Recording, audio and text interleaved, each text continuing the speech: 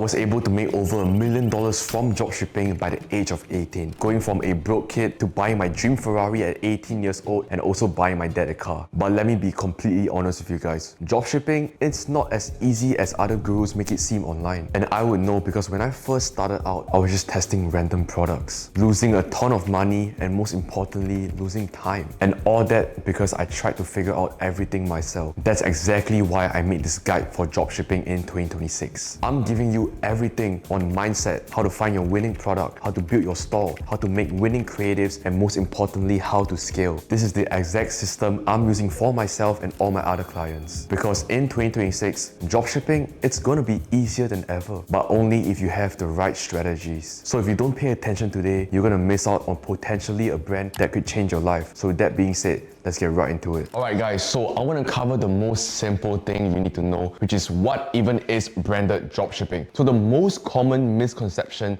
you will see online when it comes to branded dropshipping is that it's a side hustle. Number one, the most important thing, this is not a side hustle, okay? If you treat this like a side hustle, you are never ever gonna make it. You might make $50 profit a day, but what's the point, right? You work a normal job, you make way more than that. Okay, the whole point of branded dropshipping is you're running an actual business. This is a real business where you're gonna eventually hire real employees. You're gonna eventually have to trademark your brand, okay? And you need to exit this in the future. Okay, so don't ever treat this like a side hustle. If you wanna come on to branded dropshipping and thinking, oh, I'm gonna make some extra side hustle money on the side, no, okay? I want you to stop this video, don't watch it. But if you're here and you want to actually build a real business, continue watching. Alright guys, so in 2026, success in dropshipping only comes down to one singular thing, and it is the systems that you build within the business itself. If you want repeated income month after month at scale, you need to have your foundation in place. So let's go over the biggest advantage you have and how dropshipping has changed in 2026. In 2026, right, the main difference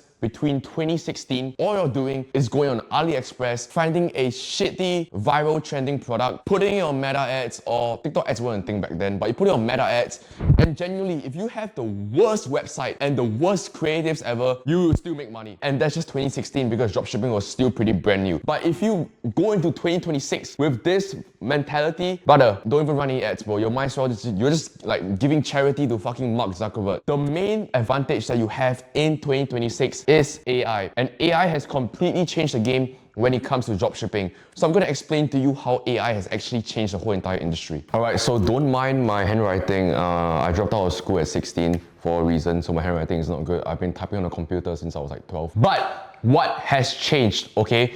What has changed since 2016 with AI? I know I roughly explained this earlier on, but I'll go a little bit more in depth as well, right? Number one is product research. I explained this earlier with cattle data, but AI literally does all the product research for you. But that doesn't mean that you don't have to do any of the work yourself. You still need to do your work when it comes to actually doing competitor research, market research about your product. But when it comes to actually finding a product, it's way, way easier, all thanks to AI. Okay, next is store building. Okay, back then, you have to manually code your store, use a Dawn theme, those shit themes. But now with AI, they can build your store with 2 minutes. You can build your store within 2 minutes with this tool called Atlas AI that I'll share later on in this video, okay? But Atlas AI can build your store. All you need to do is just paste an AliExpress image or just an image on your product and it will generate the images, your store, your offer, everything for you, okay? So it does 80% of all the work for you, but you still need to be customizing it a little bit. Next is competitor research, okay? AI will also show you a bunch of other competitors that are currently running your product. So you get to know, right, how much numbers are they doing? Or how many ads are they running? Oh, are they really making money? How long have they been running this brand for? Right? AI will do all the heavy lifting for you. Next as well is creatives, okay? Creatives, right? You can now use AI to literally get a fake human to hold your product. Okay, so I think this will be the most important thing out of every single one. Creatives are 80% the reason why you will succeed or not when it comes to dropshipping. So next is also Meta is more strict. Okay, so what I mean by Meta is more strict, you can't just run some junky product or some shady product on Meta and it will go through, okay? Like me personally, if I test 10 ads, 2 of them will get rejected, 3 of them will get rejected, just for the fact that Meta is so strict. So not anybody can just run ads on this, you know. So that is why I'm also going to be teaching you more in depth on how to get compliant ads that will actually get you sales and conversions. Okay, so now Meta is more strict, so that means that you can't just run shitty products, like I said. So now that the barrier to entry for dropshipping is so low, everyone wants to get into it, right? Everyone and their grandmas want to start dropshipping. But let's clear up the most common misconception that people still face because of all the information that's being spread online. Alright, cool. So number one is product research, okay? Back then in 2016, like I said, your only product research was going on Amazon, or you look at some other e-com stores that's running meta ads already, and you quite literally just copy their product, you run ads, and you still make money, okay? But in 2026, it quite literally doesn't work like that anymore. You're building an actual business, like I said, right? So the main differentiator when it comes to product research is AI now does 80% of all the work for you, okay? So how does product research work for in 2026, okay? And how does AI come in this equation? First, we're going to be using tools like Calo Data, okay? This is only one of the tools that I use, but it's the most common one that everyone uses, so I might as well share with you guys, right? So what does Calo Data even do, okay? So Calo Data basically leverages AI to find viral TikTok shop products that's already trending, okay? So keep in mind, these products that you see on Calo Data, they are already trending. So they are already working. So there's no point reinventing the wheel, trying to reinvent a whole new product. We just want to take what's working and make it better, right? But it's not that simple. It's not just, okay, go on Calo Data, find a product, build a store, millionaire, buy Bugatti. No, okay, it's not how it works. There's actually way more that goes into this that I'll explain a little bit more when it comes to product research, all right? But this is how AI has changed when it comes to doing product research, right? We're gonna talk about something that is a little bit more advanced, but I feel like if you guys are getting into dropshipping, you should definitely know this. But it is called MRR. So if you don't know what MRR means, it stands for monthly recurring revenue. Now the simplest way for me to explain it is take it like Netflix, okay? You're paying Netflix, what, like $20 every single month, and you get access to 50 over movies, 100 over movies, right? It's a subscription-based model, and that's how dropshipping is going to work in 2026, and it's going to be a regular thing from then onwards. All right, so essentially we have John over here. So let's say John, right, he buys a product from your store, right, from your store. When John buys a product from your store, he buys a supplement from you, 7-day shipping, all that stuff, right? He needs to help with his gut problems, cool. And the reason why MRR works so well is because you're gonna wanna sell a product that the customer needs every single month on repeat, okay? Which then ties back into supplements, okay?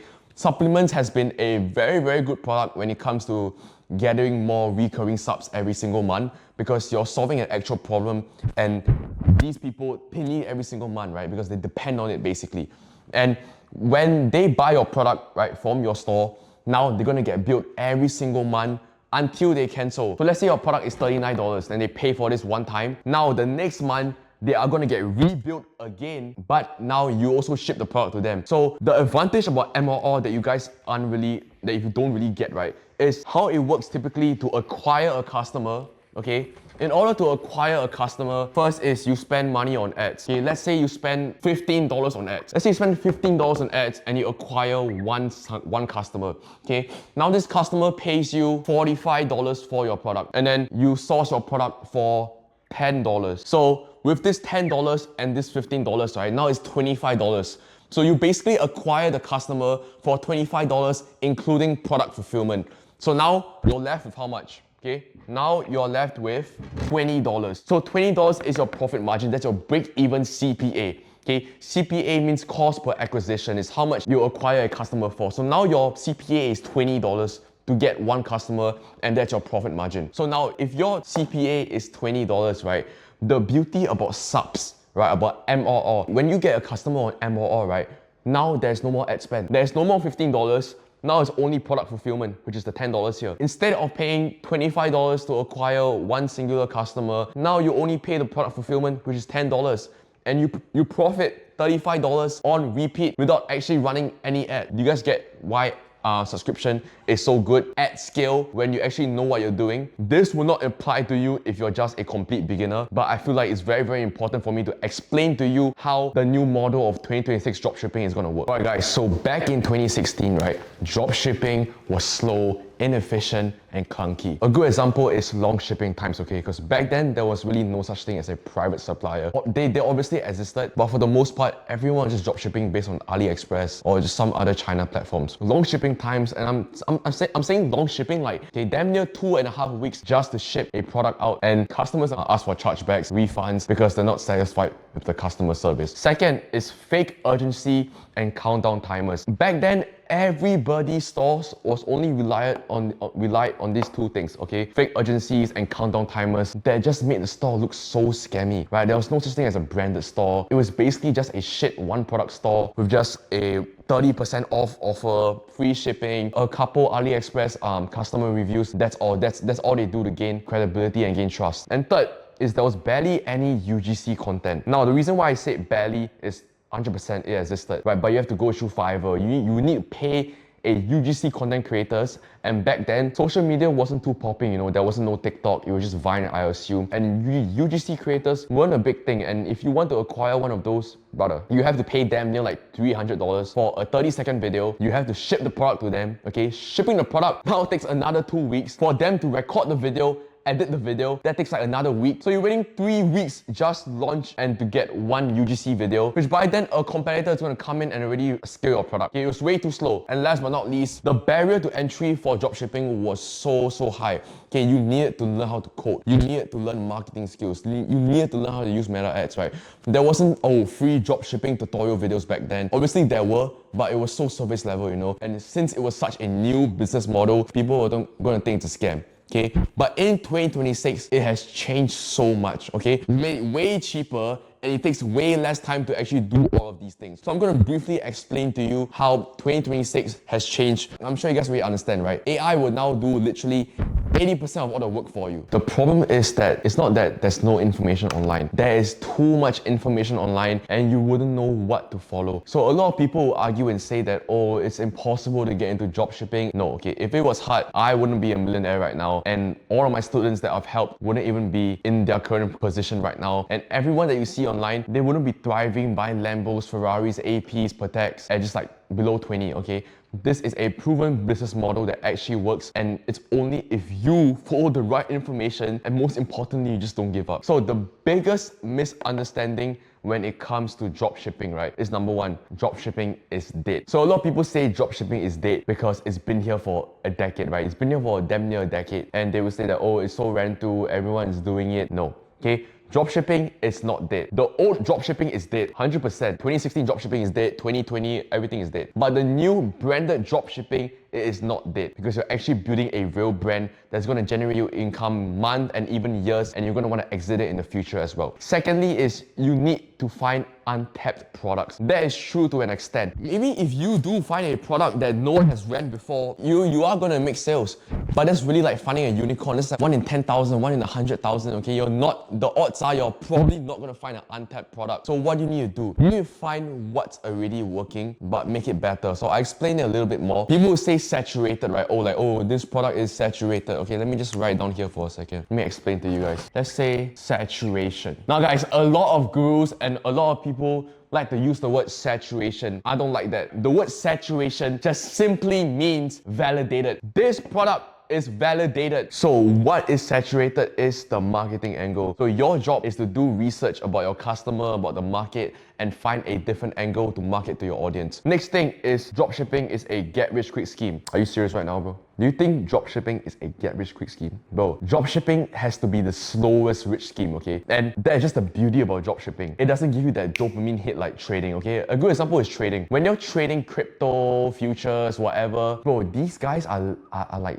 trading with 3,000 Solana, 4,000 Solana. And if you don't know how much that is, go search it up, okay? That's a lot of money. But they're winning on a $1 move on the chart, and they might make like 2K, 3K, 1K. But if it goes down $1, you're down 3K. And if you make 3K in 45 seconds, bro, the amount of dopamine hit you get is insane. And it's gonna become an addiction. You're gonna keep constantly chasing that feeling of making quick money, and that's how you also lose money. Your growth for dropshipping is very, very linear. So let me explain to you real quick on how your growth on dropshipping will actually look like. When it comes to dropshipping, right, this is a graph, and this is your progress. This is how it's gonna look like. okay, when you first start dropshipping, you're going to learn to find a product, you're going to learn to build a store, you're going to learn to make ads, make static ads, right? You're going to learn listicles, pre-lenders, offers, all these stuff, right? It's going to be slowly, very slowly progressing up. But in your head, in your mentality, you think that it's just going down, right? You think that it's just slowly going down. It's not making any sales, you're not hitting a winner. But in reality, you are just slowly learning all this information, right? You're learning all the foundations about how to actually start dropshipping. And all you need, guys, to actually get a banger and make some good money with dropshipping is one single product. Yeah, and I've seen this time and time again with my students and even myself. For a good 2 years, when I first started dropshipping, boom, this was my progress, bro. I was losing time, I was losing money as well. And in my head, my mentality was, dude, I'm just losing so much fucking money and losing so much time. But in reality, every single time I lost money, right, I was learning from my mistakes. Right, I was learning a new lesson, because let's be real here, guys, you're not gonna learn by watching a course, by watching a free YouTube video. Only way you're gonna learn is by actually losing money. So every single dollar you lose is a lesson. An L is not an L, it's a lesson. And you're gonna get like a big ass uptrend here. This is genuinely how your dropshipping progress will look like. And this is for every single person that I know out there, okay? Some people might hit a winner on your first product, like boom, they hit a winner. And then guess what, right? Since it's their first time in the business model, after that winner dies, it's gonna go all the way down. And then they're stuck here again. And then their whole entire mentality gets fucked. Like, oh, dropshipping is there, oh, I got lucky, all that stuff. Right? No. So this is how your graph is gonna look like. And I just wanna make sure I prep you guys mentally before you even start dropshipping, right? My whole point of why I even created this mini course is to show you the raw reality of dropshipping. You're not gonna get rich in the first month, you're not gonna get rich in the first 4, 5, 6 months, but if you stick to it genuinely, e-com is the only skill set that you can apply to every aspect of your life. And a good example for me was I learned how to market my products, right? I learned how to sell to audiences. I understood why people would buy, and I understood human psychology, and I used that for my personal branding. But we're not talking about my personal brand now, we're talking about dropshipping. Now guys, with that being said, I'm gonna break down my exact step-by-step system on how you can copy and paste to go from beginner to profitable. But before you even make a single dollar with dropshipping, right, I wanna get your mindset right. I know I roughly talked about mindset previously, but I'm gonna go a little in depth, right, on my own personal journey and majority of all the students that I see. In dropshipping, right, and this goes for everything you do in life, okay?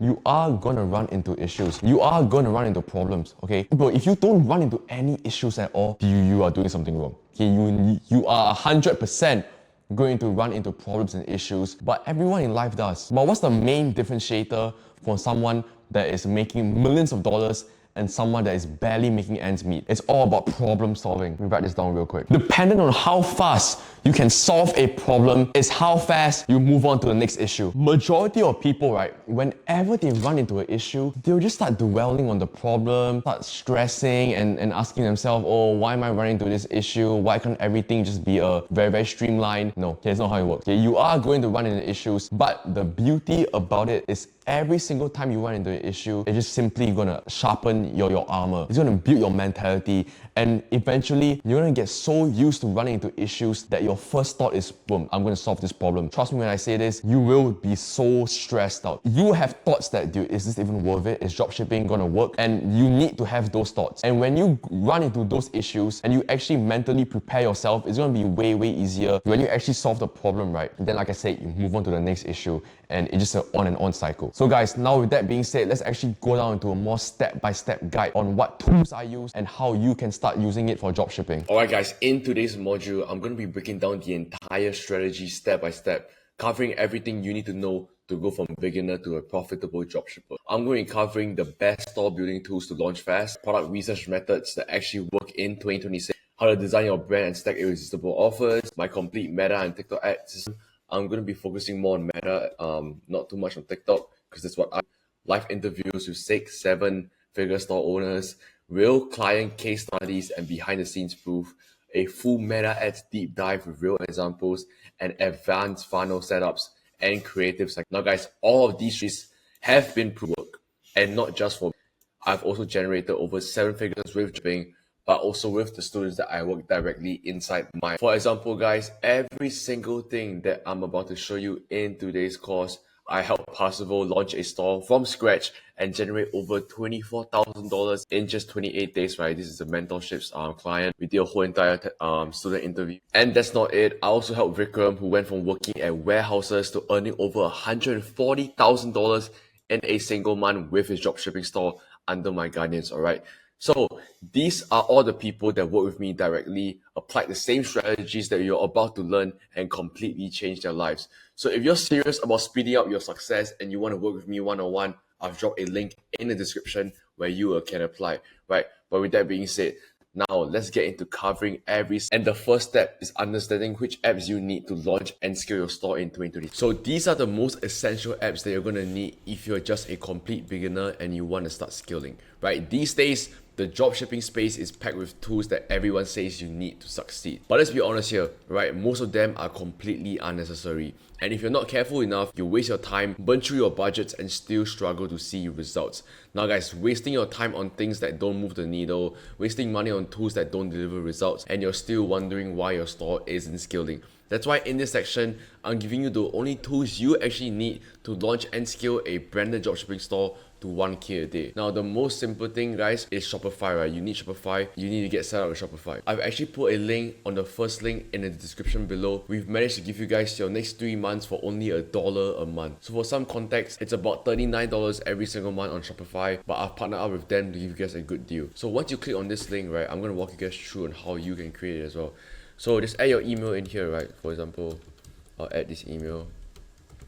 Alright, so put your email in here and then go next. Right, cool. So just set your password and create Shopify account. Then now obviously you're gonna have to put your card details in here. I'm not gonna put my card details just for the fact that of this video, right? Just as an example. But once you put your card details, guys, you're gonna want to press online store. Next, new business or idea, dropshipping products. And then when it comes to your store name, guys, you obviously need to come up with that yourself. But typically what I would do is I'll go on ChatGPT and I'll ask ChatGPT to give me a brand name for my dropshipping store. And you want to make sure that that brand name, no one else in the world has that store name, right? You want to be unique. Spend some time on ChatGPT to actually get a good brand name.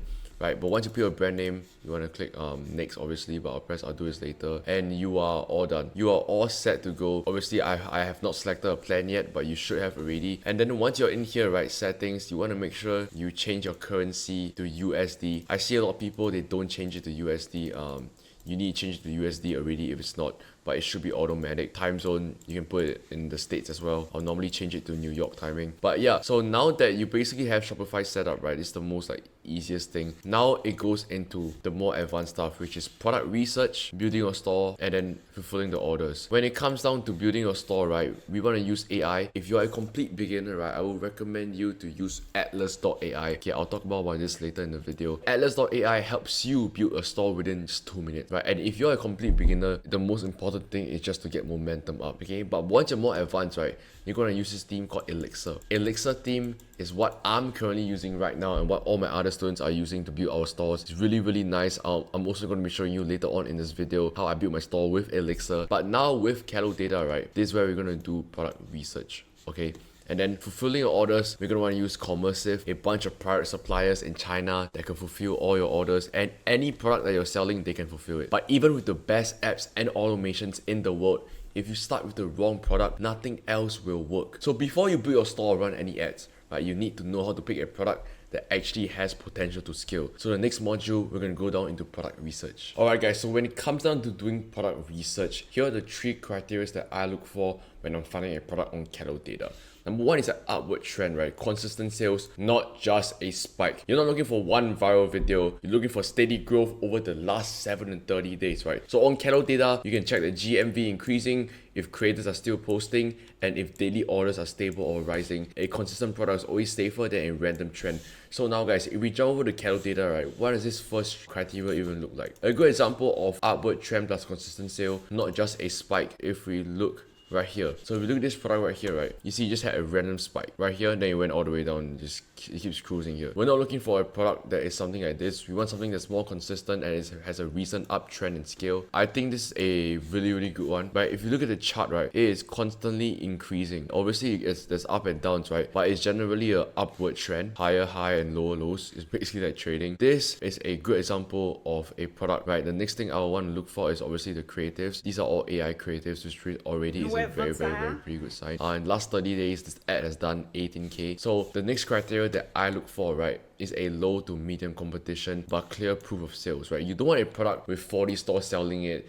10 viral sellers, all angles exhausted, but you do want 2 to 5 stores doing well, clear demand, room for new angle.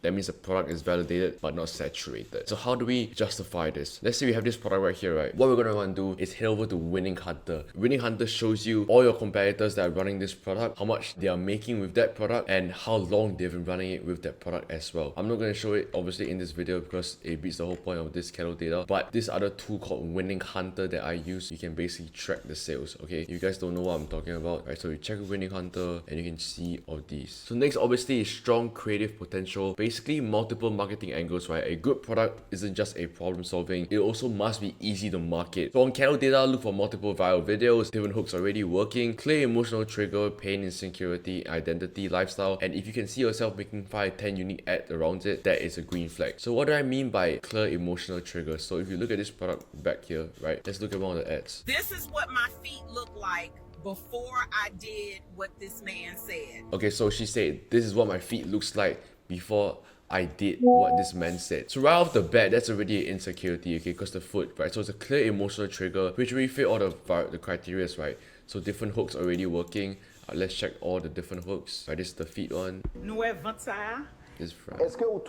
I would give this man the night of his life because this is how my legs used to look before hearing. I will give this man the night of my life because this is how my legs I would give this. So that's already another hook, right? It's another emotional trigger. So this product is genuinely fit all 3 of the criteria. It is pretty good product, I'm not even gonna lie. So with that being said, guys, let's do some live product research. Very good product. That is a very good example I want to show you guys. So this is called the brand from Brain Empty, okay? It's a Happy Saffron Plus. It's a #1 formula for a healthier, happier you, free from gluten, dairy, and eggs. If you look over here, right, it's more realistic. Okay, the last 30 days they've made $180,000. The last 7 days is $60,000. So this is more realistic and something that you guys can actually achieve. If you look at this, right, you can see that we can look at all these ads, right? So last 30 days, this ad has done 18K, this ad done 12K, 9K, so your favorite all this stuff. So I'm going to show you one ad right here that is 100% AI generated. That is actually really nice.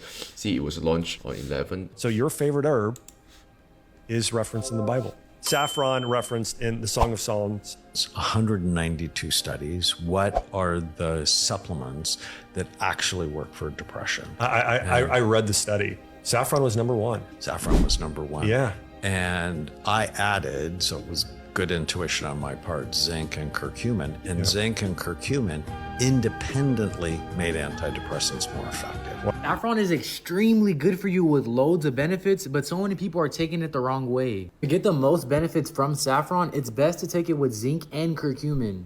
The reason why saffron can improve your mood is because of these compounds called crocin and saffronol. They increase dopamine and help stabilize serotonin levels within your brain, and those are basically your brain's happy chemicals. Zinc also supports dopamine and serotonin, which will boost the effects of the saffron. Now, curcumin has been shown to improve zinc's absorption rate, which makes it more potent.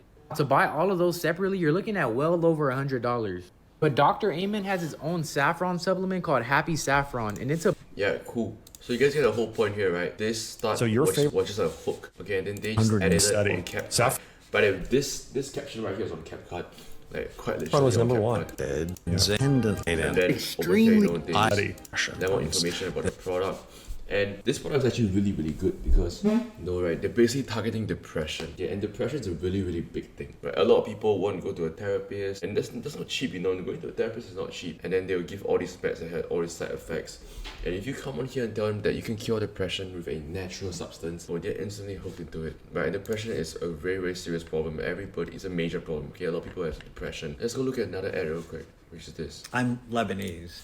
And in Middle Eastern cultures, there's actually a saying that if you're too happy, you must have eaten saffron. So there's actually a very large research on this. So saffron was actually recommended for diseases of the head in Assyrian texts in 668.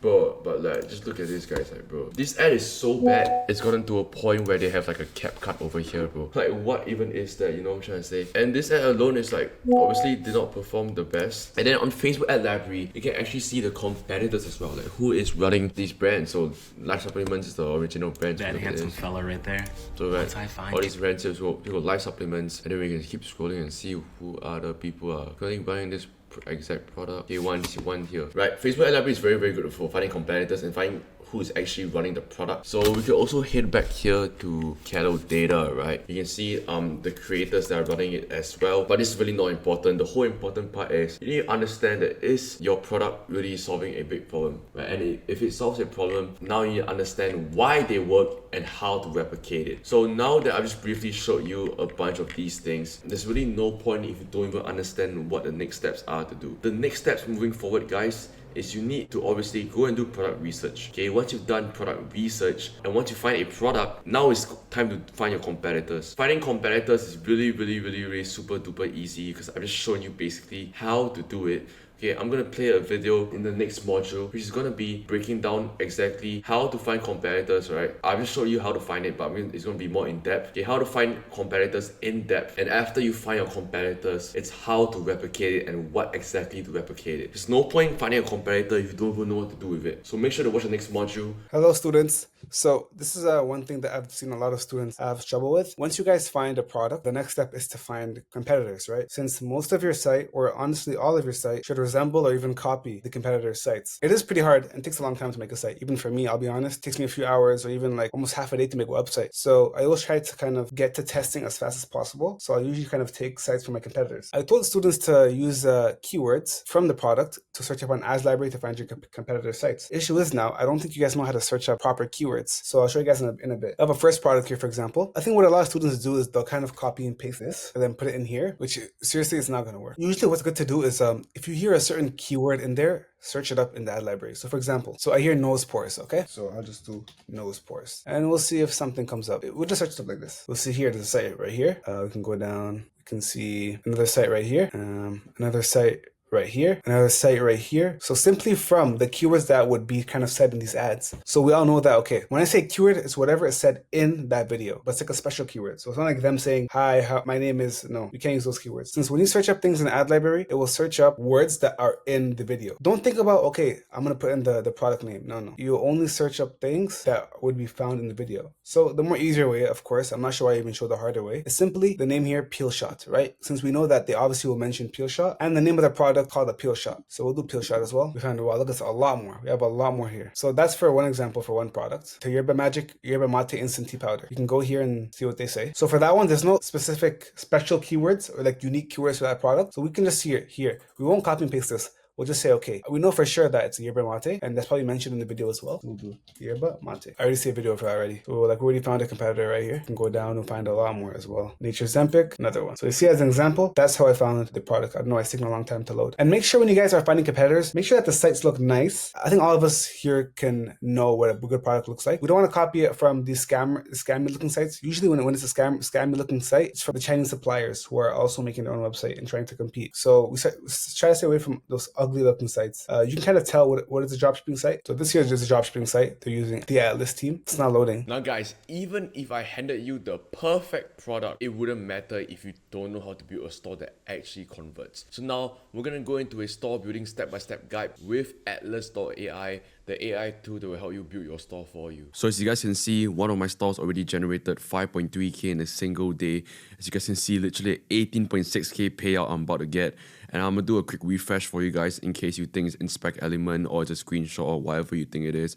But yeah, so quick refresh. Numbers are still there. Everything is legit. You can see the numbers here. So now that I've showed you the results that I got using this exact store and using this exact AI to build my store, I'm going to show you a live walkthrough on how I even built my store within 15 or 10 minutes. Alright guys, so the first thing you want to do is head over to Atlas AI Store Builder. This is the AI tool that we're going to be using to build our store. It literally builds you a store within a couple of minutes. So I'm going to install this on my Shopify app store and I'll see you guys on Shopify. So once you're on the Atlas AI dashboard, the first thing you want to do is head over to build your store right here and press proceed. So how I usually like to do is I'll find my product on AliExpress and I'll just copy and paste the link right here. So let me just do that real quick. Go on AliExpress.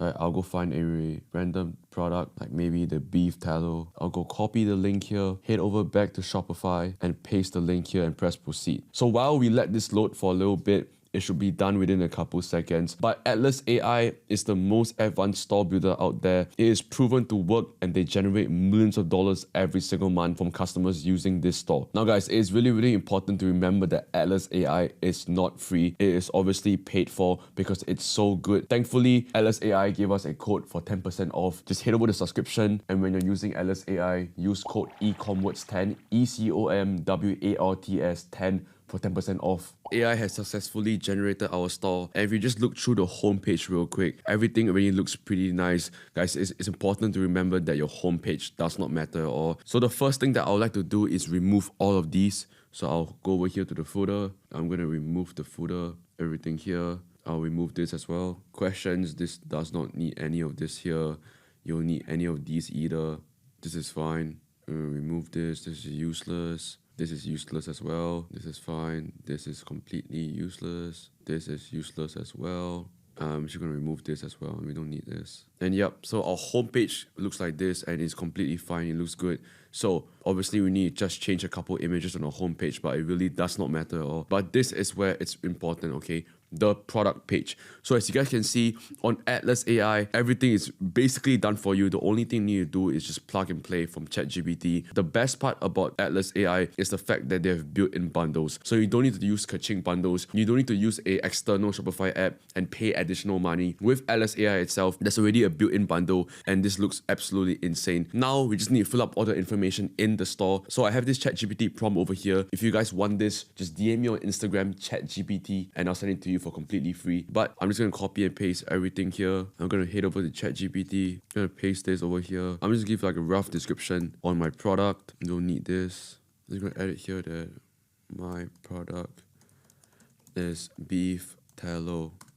So just gonna paste this over here and I'll let ChatGPT do its magic. So while we wait for ChatGPT to load, I'm just gonna show you guys how insane actually Atlas AI is. Like this basically looks like Shrine.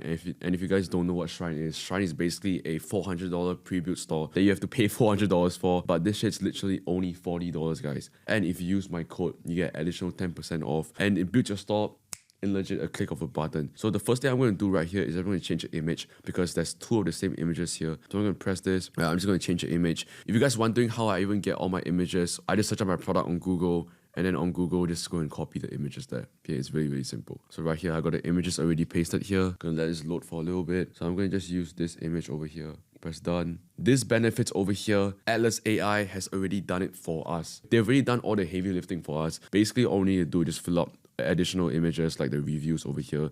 So that's what I'm going to do right now. We're going to head over back to ChatGPT. Then it's taking a while to load. Okay, back here you go. So customer reviews, I'm going to copy and paste this. I'm going to head back to Shopify. So I'm just going to put it like this, rows. That's all. Okay, rows. And for author image, you have probably add a picture of a girl. So I'm just going to go over to Pinterest right now. Search out girl holding beef tallow. Alright, find this random girl over here. Oops, it's a video. So we find a picture. Clear skin girl picture. This will work. So I'm going to save image as. Save. Go back to Atlas AI. Author image. Alright, let's download this here. And we're going to press done. So now we have image for this already. And then next thing is we need to scroll down. We need to fill up more information over here. And these are the drop down rows, right? And as you guys can see, Atlas AI has already done all these for us, right?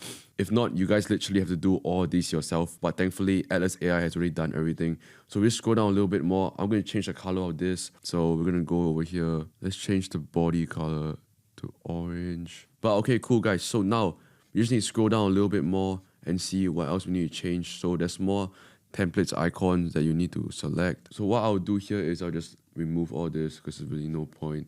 And now we just need to add more images. We can add this image over here. Right, more customer reviews. So we're gonna go back to ChatGPT, 3 short reviews.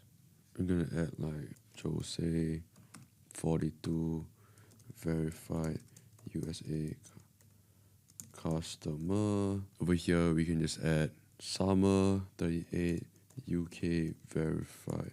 Okay, hold on. Verified UK customer. Then over here, we're going to do the same. All right, so we're going to import the rest of the reviews here. So now we got the reviews done. Let me scroll down a little bit more. We need to add image here. We're going to add this image that we imported earlier. This matches the color of the orange around it. And then for this, I will just remove the image second. And then we can add a random image. We can press generate image and click guarantee. That is right here. Wait for him to generate a picture for us. Okay, ignore that edit. I'm just gonna edit this shit out. Alright, so for this, I'm just gonna erase this because we really don't need this at all. Scrolling down here, we got more questions, right? What are the main benefits of using beef tallow? Is this beef tallow sourced from grass-fed cattle? How should I store beef tallow after opening it? Basically, a lot of questions for our customers. And basically, the store is already done, guys. So let's do a quick recap on what we even changed. So first things first, we need to change the headline. Forget I missed out on this. So we can do this like buy one, get one, 50% off ends midnight. Right, we can make this text bold. So we're gonna go change the colors of the website now. So colors, I think I would change the buttons as well. So I'm gonna go over here, change the buttons to this. All right, and everything should look pretty much sorted. But yes, guys, so that is pretty much it. We literally built a store within 10 minutes. And as you guys can see, the store is already looking so much better. We got why choose us. We got more information about our product. We got reviews. We got more benefits and what's our ingredients, questions, FAQs. And most importantly, we also have a good bundle. So our offer is really, really good. And we can get ready to test this store in just a couple of minutes. So the only thing right now we need to do is just get creatives and then test it and we'll be pretty much set. Show you how to make good converting creatives, right? So how to actually start dropshipping in 2025, the Chinese boy funnel hack method. And these are the results that I've gotten just by using this exact strategy. So guys, the most important thing is to work smarter, not just harder, especially on your ad creative, guys. Your ad creatives is the most important thing when it comes to your dropshipping success, right? This is the one thing you need to understand to get to that next level of ad spend and skill. You need to understand what makes or break an ad. So let's talk about the different types of winning ads. First and foremost, it's really important to understand that you need to spend money in order to make money, guys. I cannot preach this enough, but scared money don't make money. So let's talk about the winning ads, right? It's really important to understand that not all winners are the same. There are levels to this, right? So we have the runner-up, right? It spends below maybe a $3,000. You are profitable, but it's very, very inconsistent ad metrics. This might get you to 10K a month, but they often stay stagnant there. Moving on to the winner, they spend significantly more, maybe 10K into the 6 figures, has good consistent ROAS. This is the ad that works reliably in your CBOs. Guys, all you need is one single ad creative to go to that 5, 6, 7 figure mark. And I'm telling you this from personal experience. I've scaled a single ad to $100,000 in ad spend. So we all know that we need to have winners like this in order to hit our major scaling goals. But how do we actually start finding one? It begins with understanding what is actually already working at the highest level for others. This then brings us to the most crucial first step. So the first step is to funnel hack your best direct competitor. You need to funnel hack and really understand the brands already operating at a scale you want to reach. The reality is they've probably already spent 6, 7 figures trying to figure out what works. So why are you trying to reinvent the wheel? Guys, it's really important that you know good artists create and great artists steal. So here's the key. If you're currently doing say like 100 or 200K every single month, don't look at brands at your size. You need to look at a direct competitor that's doing at least 50 mil a year, right? Same thing goes for when you're just starting out. The goal here is to dig deep. Try to understand exactly what creative angles, offer, and funnel strategies are working for them to sustain that level. So what am I trying to say here, guys? What exactly is their winning ads? So guys, in order to funnel hack and to find these winning ads, we're going to want to use this tool called Ashura right here. And it's very important you know that we want to funnel hack the right competitors. Jumping over on Asha, here's what we're going to do. First things first is we're going to search for a niche or specific product. So for instance, we're going to search shapewear. If you're in the shapewear niche, right here, you know, there's Skims, Honey Love, Shaper Mint, all these stuff.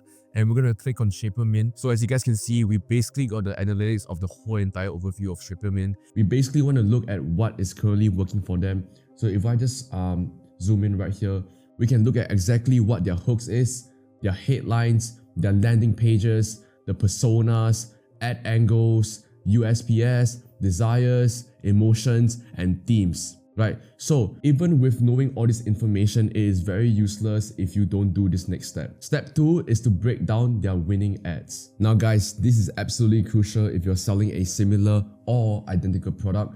Understanding precisely why their winning ads are winning is the main difference between staying at 7 figures or scaling to multiple 8 figures. You need to scientifically dissect their success. So guys, the goal is to break down the ads so thoroughly that you can hand the analytics to your creative team and they can reproduce more ads based on what's proven to work. Now guys, if you are a beginner and you do not have a team yet, it is completely fine. I would actually highly recommend you to do this on your own first because that's how you learn. So how exactly do you do it? Number 1 is you need to find the longest running ads inside your analytics tool like Astra, 4Play, whatever you're using, and you need to go to the competitors overview and filter by the longest running. Right here on the app itself, just click on the longest running. Right, and number 2 is you need to filter by active status. Make sure you're only looking at the ads that are active. This shows you what's currently working for them and what they're currently spending money on. And number 3 is to identify the gems. You'll likely find ads that have been running for months, 3, 4, 5 months, or maybe even a year. So these are your primary targets for analysis. So we need to watch the ad repeatedly,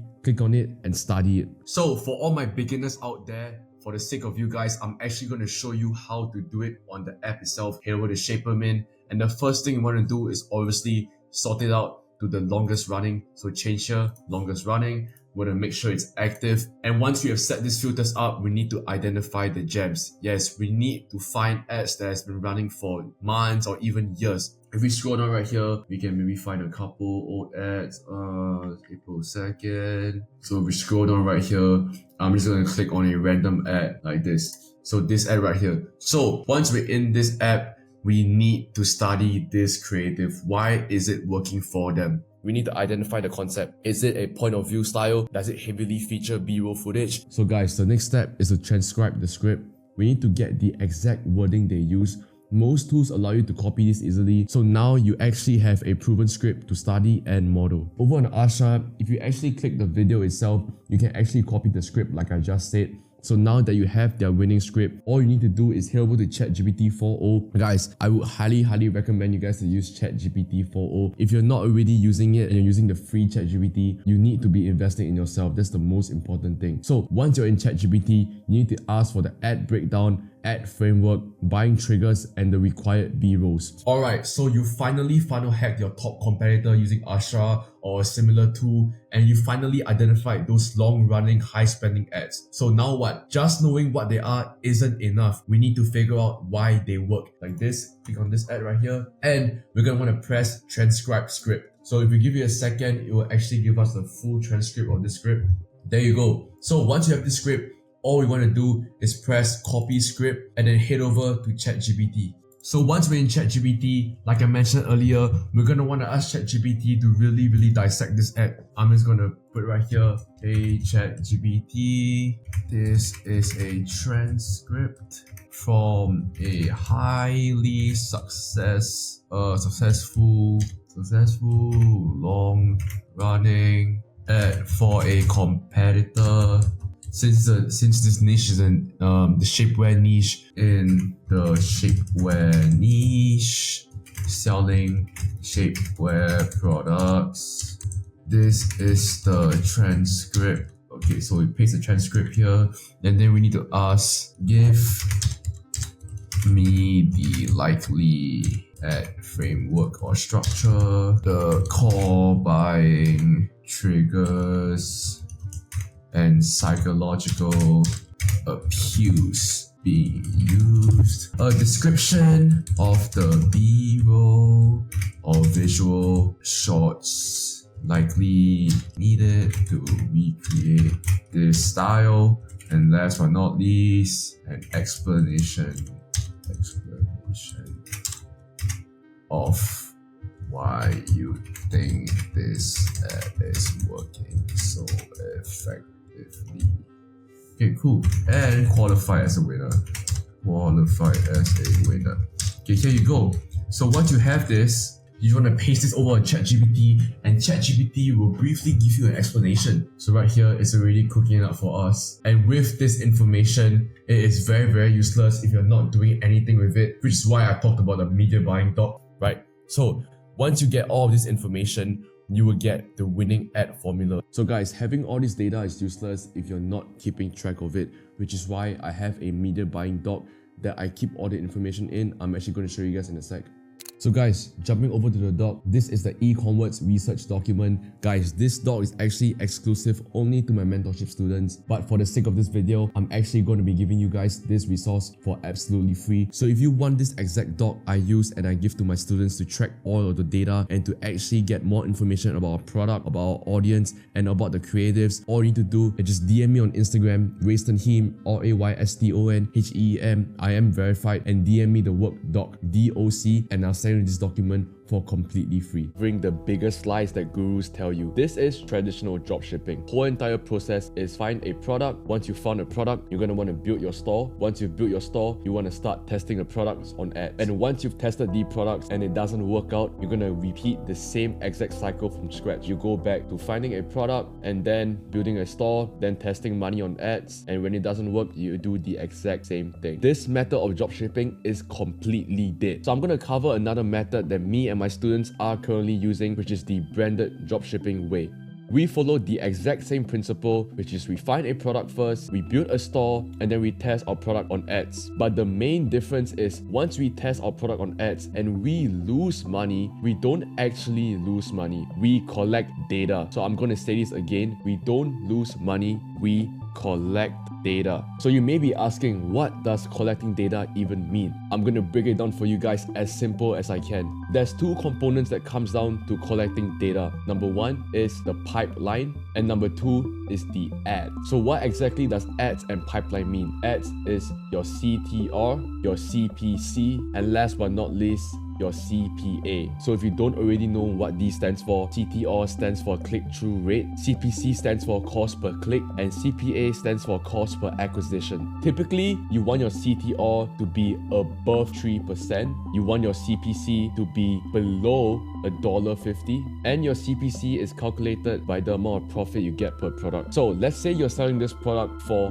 $22 and you get this product for $4. In turn, your CPA will then be $18. So once you calculated this number, you typically want your CPA to be below this number. Moving on to the pipeline. Our pipeline consists of the add to cart rate and our conversion rate. So typically we want our add to cart rate to be above 8% and we want our conversion rate to be above 3%. So you may be asking, Rayston, but how do I know which is the problem in my funnel? Is it the ads or is it the pipeline? The whole pipeline consists of your PDP, which is your product page. This in turn means the whole entire process from someone buying your product, from when they enter your store, adding to cart, completing the payment, and then the success page. What I've just explained for you guys is when we spend money on ads and we lose money, we collect the data, right? We need to see, is our ads the problem or is it our pipeline that is the problem? Because majority of the time, there's a 99% chance that it is not your product, it is the way you're marketing your product or your whole entire pipeline on your website. Keep in mind, when people say they do product research or they do market research, this is the market research that you're supposed to be doing. And once you've identified which is the problem, you would then want to change it and then start running new ads. Listen guys, running ads in 2026 is nothing like it was back in 2020. The platforms have matured, tracking has tightened, and the days of launching a basic ad and watching it print a shit ton of money are gone. Okay, so if you're still following those outdated ad strategies, you're wasting your time and money. Okay, instead, you need to stop obsessing over interest targeting and start focusing on what really drives performance, like your creatives, your messaging angles, and how effectively your funnel turns cold traffic into buyers. Right guys, this is the most simple strategy I could even give you. But if I was to be honest, bro, there is no such thing as a strategy, guys. That it just doesn't exist. Okay, I have seen people who run like an ABO, or just like one single CBO campaign, and are scaling up to like 50, 40K days. Okay, so there's no such thing as a strategy. If your creatives are good, no matter what strategy you use, it will still cook. Alright, so typically how I do it is I do a CBO campaign and I launch it at around $50 to $100 budget. I mean, I do 100 because I have more capital, but if you have less capital, let's do 50. And then we do 3 to 5 ad sets, right? And then 3 to 5 creatives per ad set, and AI generated UGC and copy. Alright, so there's a reason why most people burn through Meta ads budget without ever scaling past $500 days. And it's not that Meta doesn't work, okay? It's that they have never learned how to read the data or break down their own ad. Right? So guys, I'm gonna play a video of one of my old mentors I learned dropshipping from, going over my ad metrics so you guys can see exactly that I was in your position. Right? This video was about 2 years ago, okay? And I was struggling. I was just looking for a way out. I was sending everybody, texting everybody for help. And thankfully, one of my old mentors that really helped me a lot was Ant, right, from Ruby Club. I learned a lot from him. So he basically did a rough overview of my campaign when I was launching this product 2 years ago. It was a shapewear product, but I'm gonna play the video right now. This, most of the OG guys know, we had a fucking term in here called paper handing. And most of you guys have probably listened to the paper hand call that we have, but if you haven't, go back and listen to it. It's one of our best calls for having you guys understand ads. And I kind of just want to rerun that a little bit. So if someone ever fucking responds, if you guys ever put your ad metrics in the chat, in like the TikTok or the Facebook chat or Snapchat or whatever it is, and someone responds to you with a paper hand emoji, just know you should be shamed. So I just kind of want to go over what that means. So guys, I'm going to share my screen really quickly here. This is something that's super, super important. So if you guys hop on my screen share really quickly, I'm gonna come in the Facebook chat here. So my boy Ray, he joined here at the beginning of this year, I'm pretty sure, the end of last year. And he's been making some fire progress with ecom. So here's something I wanna show you guys, and I want you guys to fucking really get this shit through your fucking heads. And if you've never understand this before, please, please, please understand this now, especially for Meta. So Ray started a new product test 3 days ago, right? And it was just, the same thing that we always talk to you guys about, same thing you guys always see in my YouTube videos, the same shit, guys. Have a nice fucking branded product page. Everyone here is on Shrine theme. There's dozens and dozens of people scaling on Shrine every single day. We went over that in the last 2 calls. Have a nice branded store, fire products, some updated nice looking creatives, and basically it's a game of rinse and repeat of testing these products, right? And if you guys have taken a look at my Facebook case study that I did here in the paid resources, and you guys are following this ad strategy, which is exactly what Ray did, I need you guys to take a look at this. This right here is his testing ABO, right? Or his testing CBO. We'll ignore the ABO for right now. He launched that afterwards, but this is just, the normal CBO that he ended up launching, and it's the same thing that I showed you guys in that Facebook case study video for you guys to follow along, just straight up. So it's just a CBO, 3 ad groups, all of his creatives in each ad groups, $100 a day, and that's what it is, right? Put up this test, a very high quality store, some nice creatives, whatever it is, probably just ripped them. And guys, look at this. The first day, he set up his, $100 CBO testing campaign, and he got 1 sale. He has a $104 CPA, guys. 99.9% of you guys in the server right now would turn that completely off, go on to the next product, and be like, oh, fuck, this one didn't work. I spent too much money, and I'm in the red right now. Now, what we always emphasize, what I talked about in the free course, what I always talked about on calls is, guys, you're running a fucking business. Yes, we're just doing some, quick dropshipping product pump and dumps for most of you here and there. But, you still got to look at this as you're running a fucking business. You're running a company. You're not going to know if you have a company that can make 6 figures in revenue or 7 figures in revenue if you're only willing to spend $40, $30, $20 on a campaign. You know what I mean? Especially on the first day. Going into day 2, he left it. He did not touch a single thing. His CPA literally cut into a 4th, guys.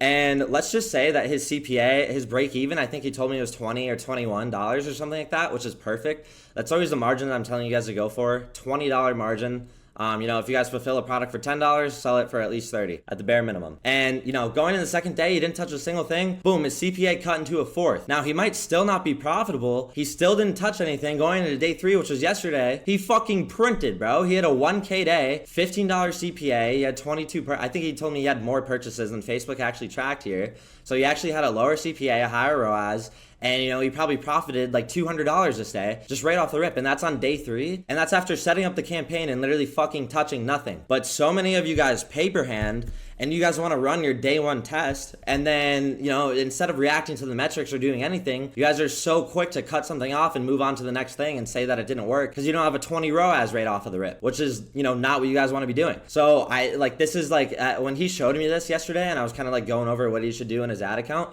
this was the perfect fucking thing that, you know, I wanted to show you guys on the call for today, because this is just like the perfect visualization of, like, you know, what I'm always trying to preach to you guys.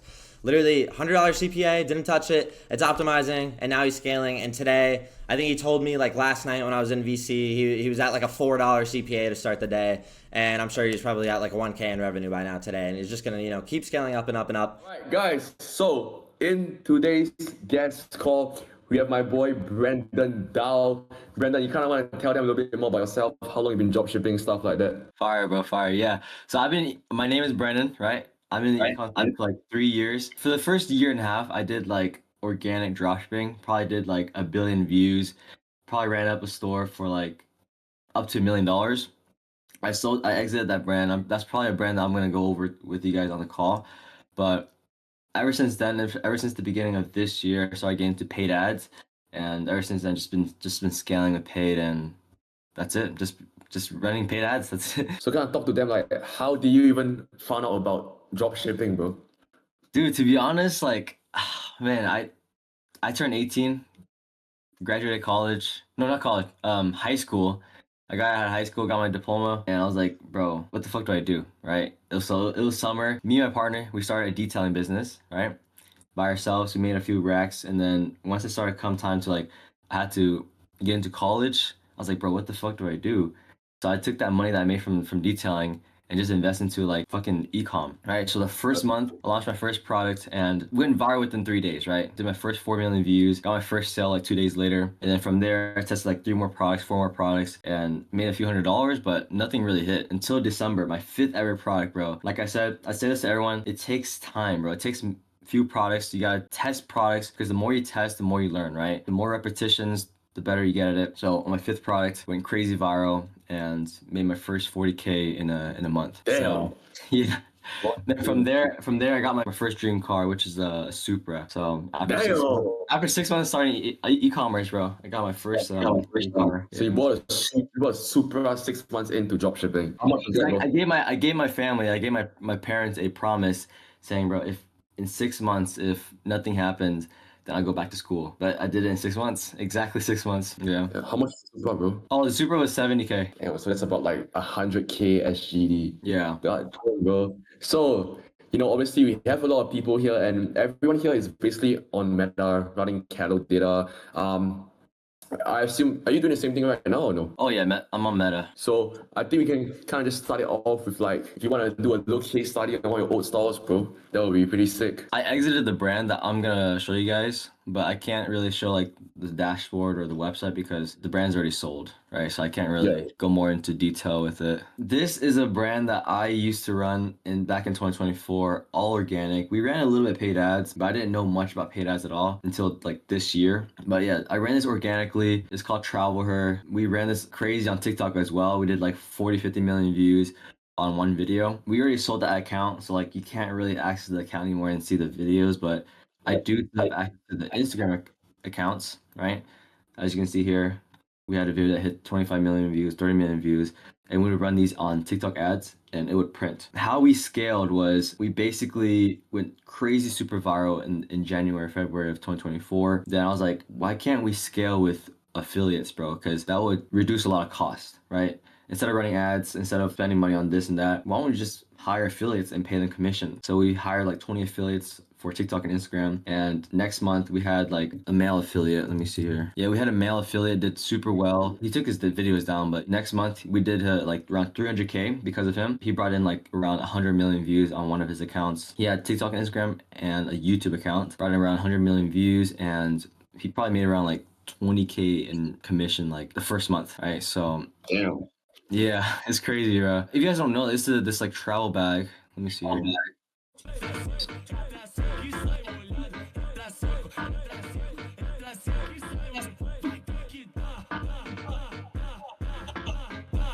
So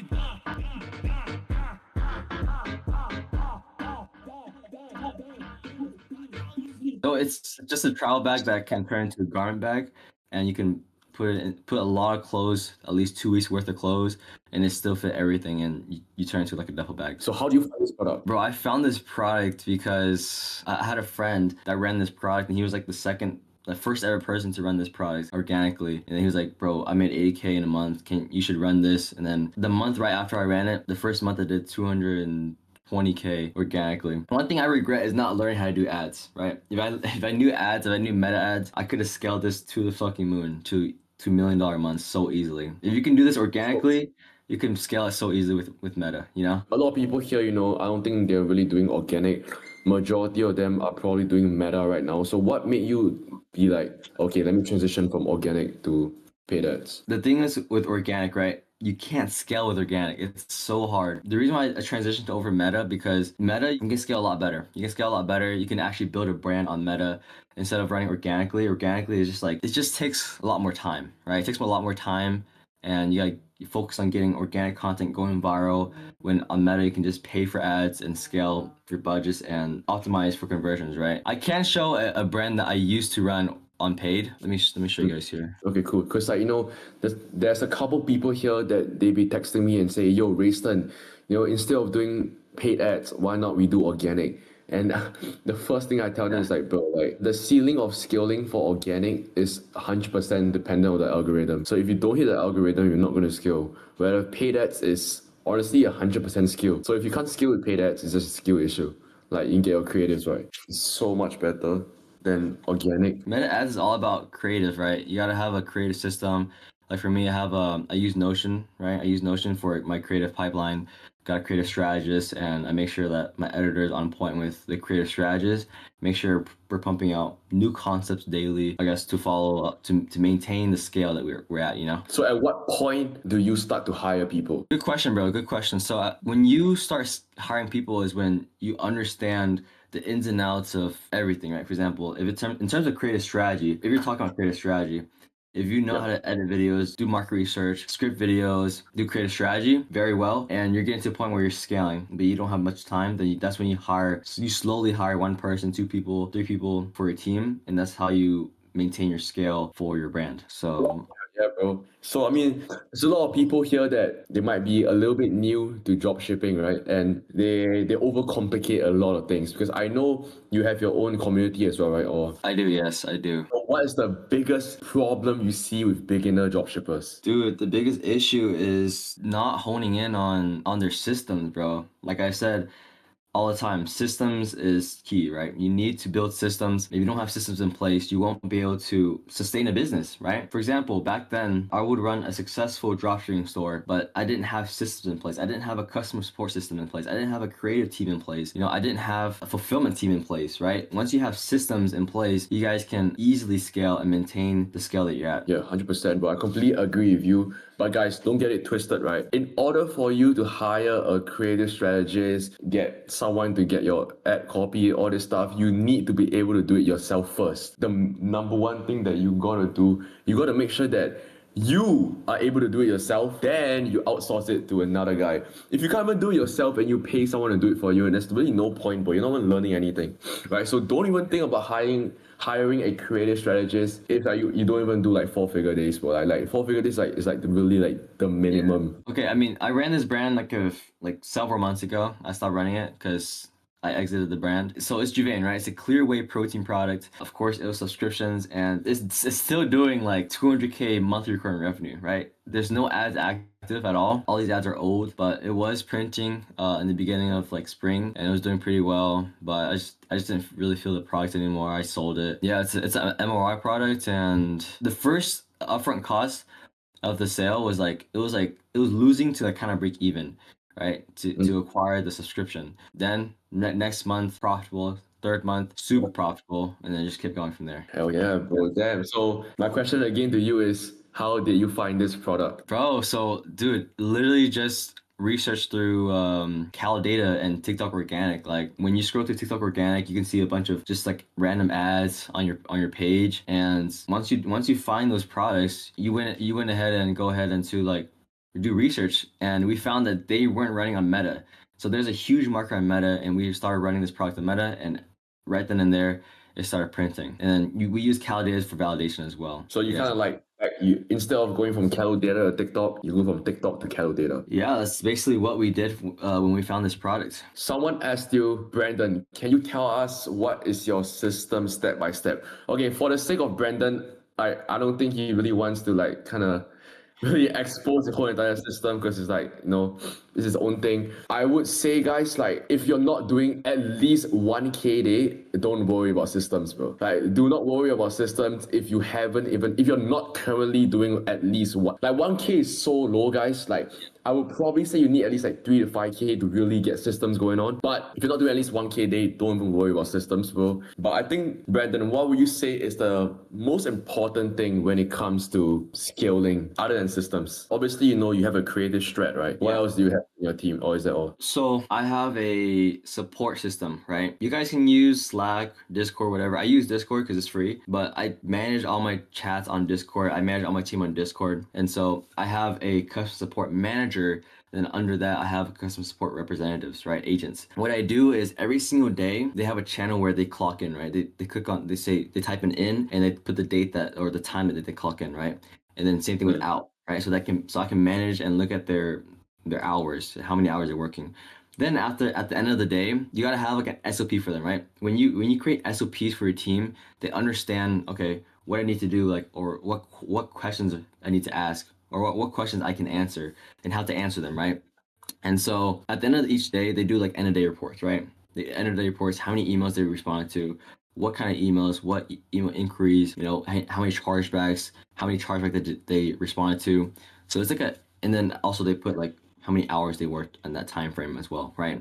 So when you do end of day reports, you can review day by day exactly what they're doing, if they're doing the work, and that's how you can help basically manage your team when it comes to support, right? Yeah, or anything else. Upwork, but Upwork takes a lot of fees. So it's better to just manually track your team's hours, you know? Yeah, 100%, bro. So in terms of hiring, are you just going on Upwork? No, actually, I actually made a video about this on YouTube on hiring. I don't hire on Upwork at all, because the thing is, usually the work on there is pretty good. I'm not knocking the work on Upwork. The type of people on there, like the work ethic, Like is not that great. No, they have good quality work. It's just like the work ethic, the morals, they're not that great. So I usually find them on Twitter. I would make a simple Twitter post, or I would go through my friends or connections and ask them, okay, do you have a person for this, a person for this? Because usually those people already vetted out, right? Once they're vetted out already, they're already solid to work with you. And you can look at their portfolio. And one thing that I like to tell people is, like, when they first hire someone, is ask them to do like a mock-up or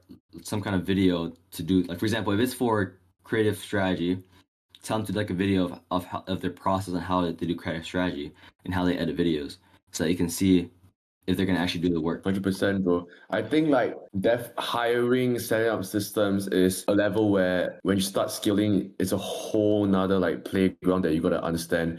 But for someone that, you know, is watching this right now and they haven't hit their first 1K day yet, you know, maybe they're still struggling with testing.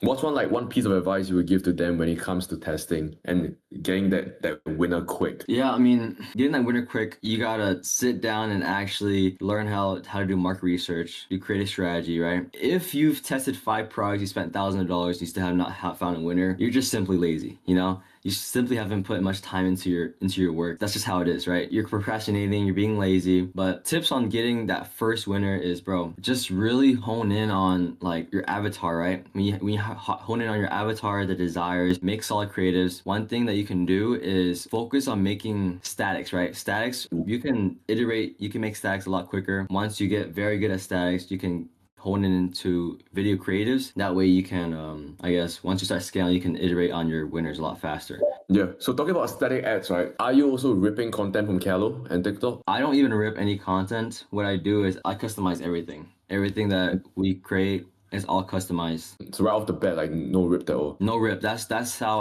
I was able to see so much success with all my brands. It's because we customize everything. Before we launch anything, we do deep research on all the competitors and all the ads. Look at the mass desires, the pain points, their objections, everything like that. Do everything in terms of research. Then we start scripting our ads and strategizing all of our ads customized. So when you say custom ads, right, I assume it's like UGC or AI ads probably. Yeah, we do custom. Yeah, we do AI ads, but we also like we take clips from, like I said, we don't rip one on one. We take some clips from competitors, and we also take clips from like YouTube, TikTok, and even we do stock videos. We take stock videos from the online as well. Oh, yo, YouTube is low key like an underrated place to get your B-rolls, your creatives from, bro. Yeah, It's actually- it is, bro. Because like Yeah.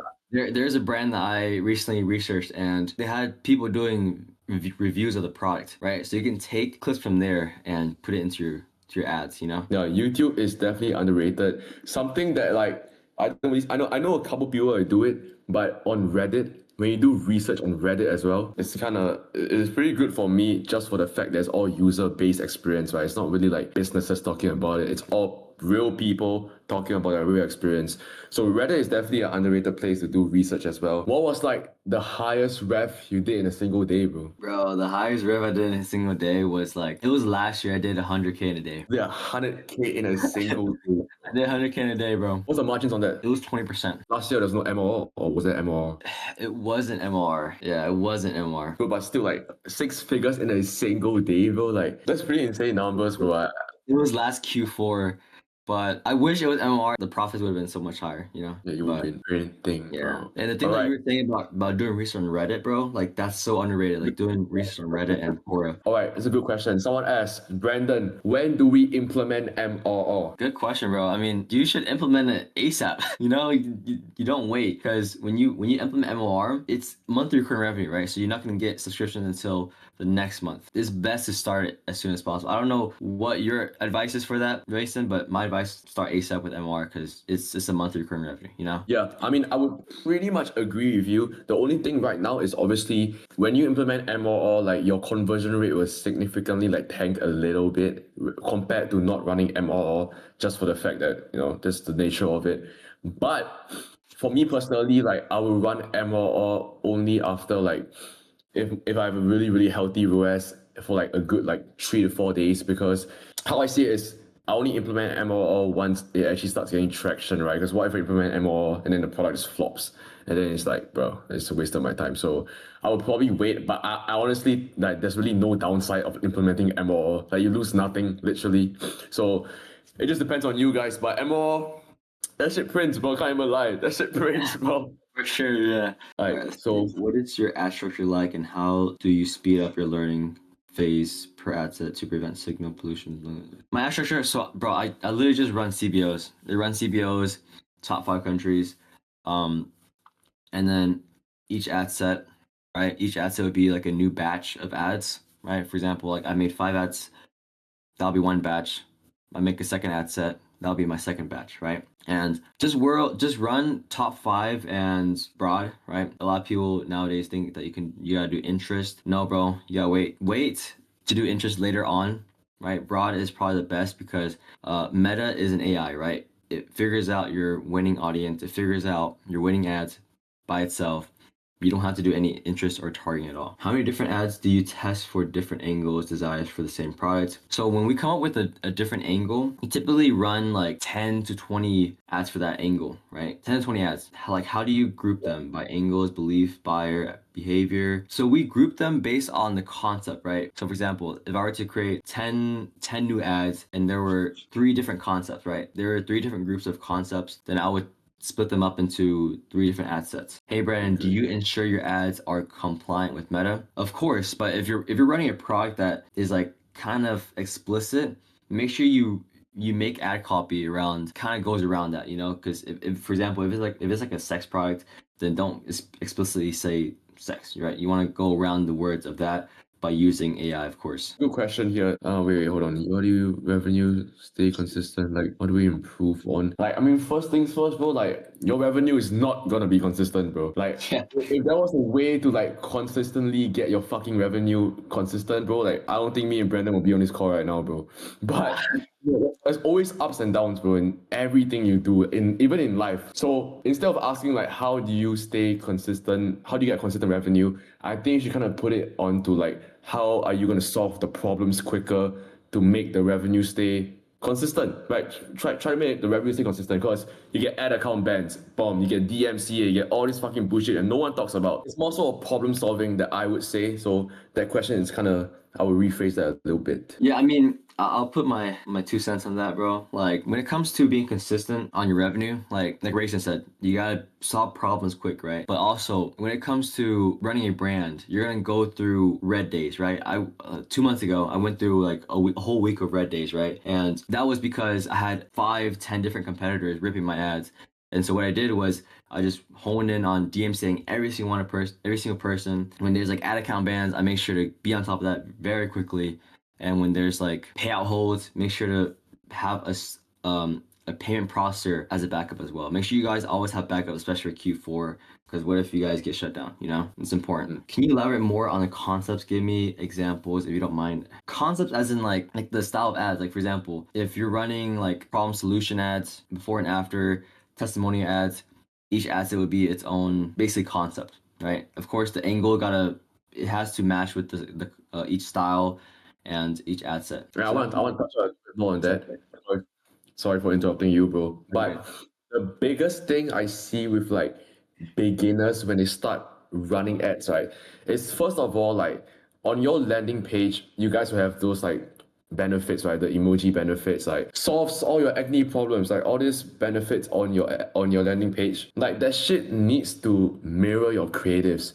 Right? I've seen people run creatives. There is a completely different angle to whatever you're targeting on your landing page. Right off the bat, guys, whenever even if you're ripping creatives or making custom ads, like it needs to directly mirror to whatever your landing page says. Okay, they can't go onto your landing page and then see a whole different angle. Then they're obviously not gonna buy, bro. That's the most like basic shit I feel like a lot of people look over. That's important. Like from the ad to the actual ad copy to the pre-lander to the product page, it's gotta be congruent. Okay, so Kyle asked, for product research through catalog data, what are the main criteria I need to look for other than it solves a buyer need / problem? Currently researching for my second product test. Okay, brother. Good question. You can answer that first and then I can answer you. I'm gonna let you cook. I'm gonna let you cook. All right, I want to show you guys this because I made a PDF on this as well on product validation. I want to show you guys while I talk about it. I'm gonna go over with you guys. Okay, people think that you just need to find problem-solving products, bro. No, that's not true, because every single product in the market is out there because they solve a problem already, right? You basically want to find shortcuts. That's number one, right? Instead of skincare about just acne treatment, you gotta market it as like, okay, it's about posting selfies again. It's about feeling attractive again, feeling more confident again, right? Same thing for weight loss. It's not about just shedding pounds.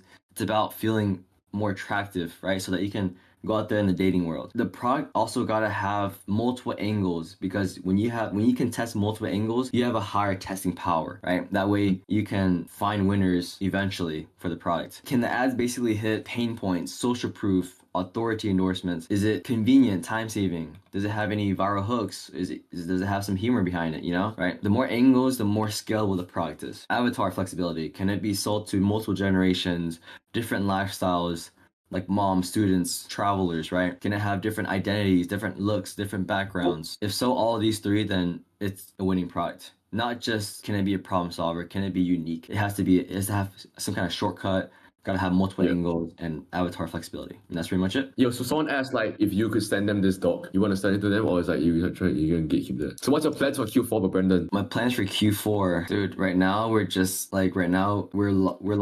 launched a lot of emails for BFCM just to warm up deliverability. We're building up a lot of email flows and profiles so that we can send mass emails for BFCM, right? Right now, our email rev is like 20% of our top line revenue, which is honestly insane. It's really good. Yeah, that's 20%. 20%. Yeah, we're trying to get up to like 30, 40% right now for Q4. But we're also just like honing in on the statics, bro. Statics and videos.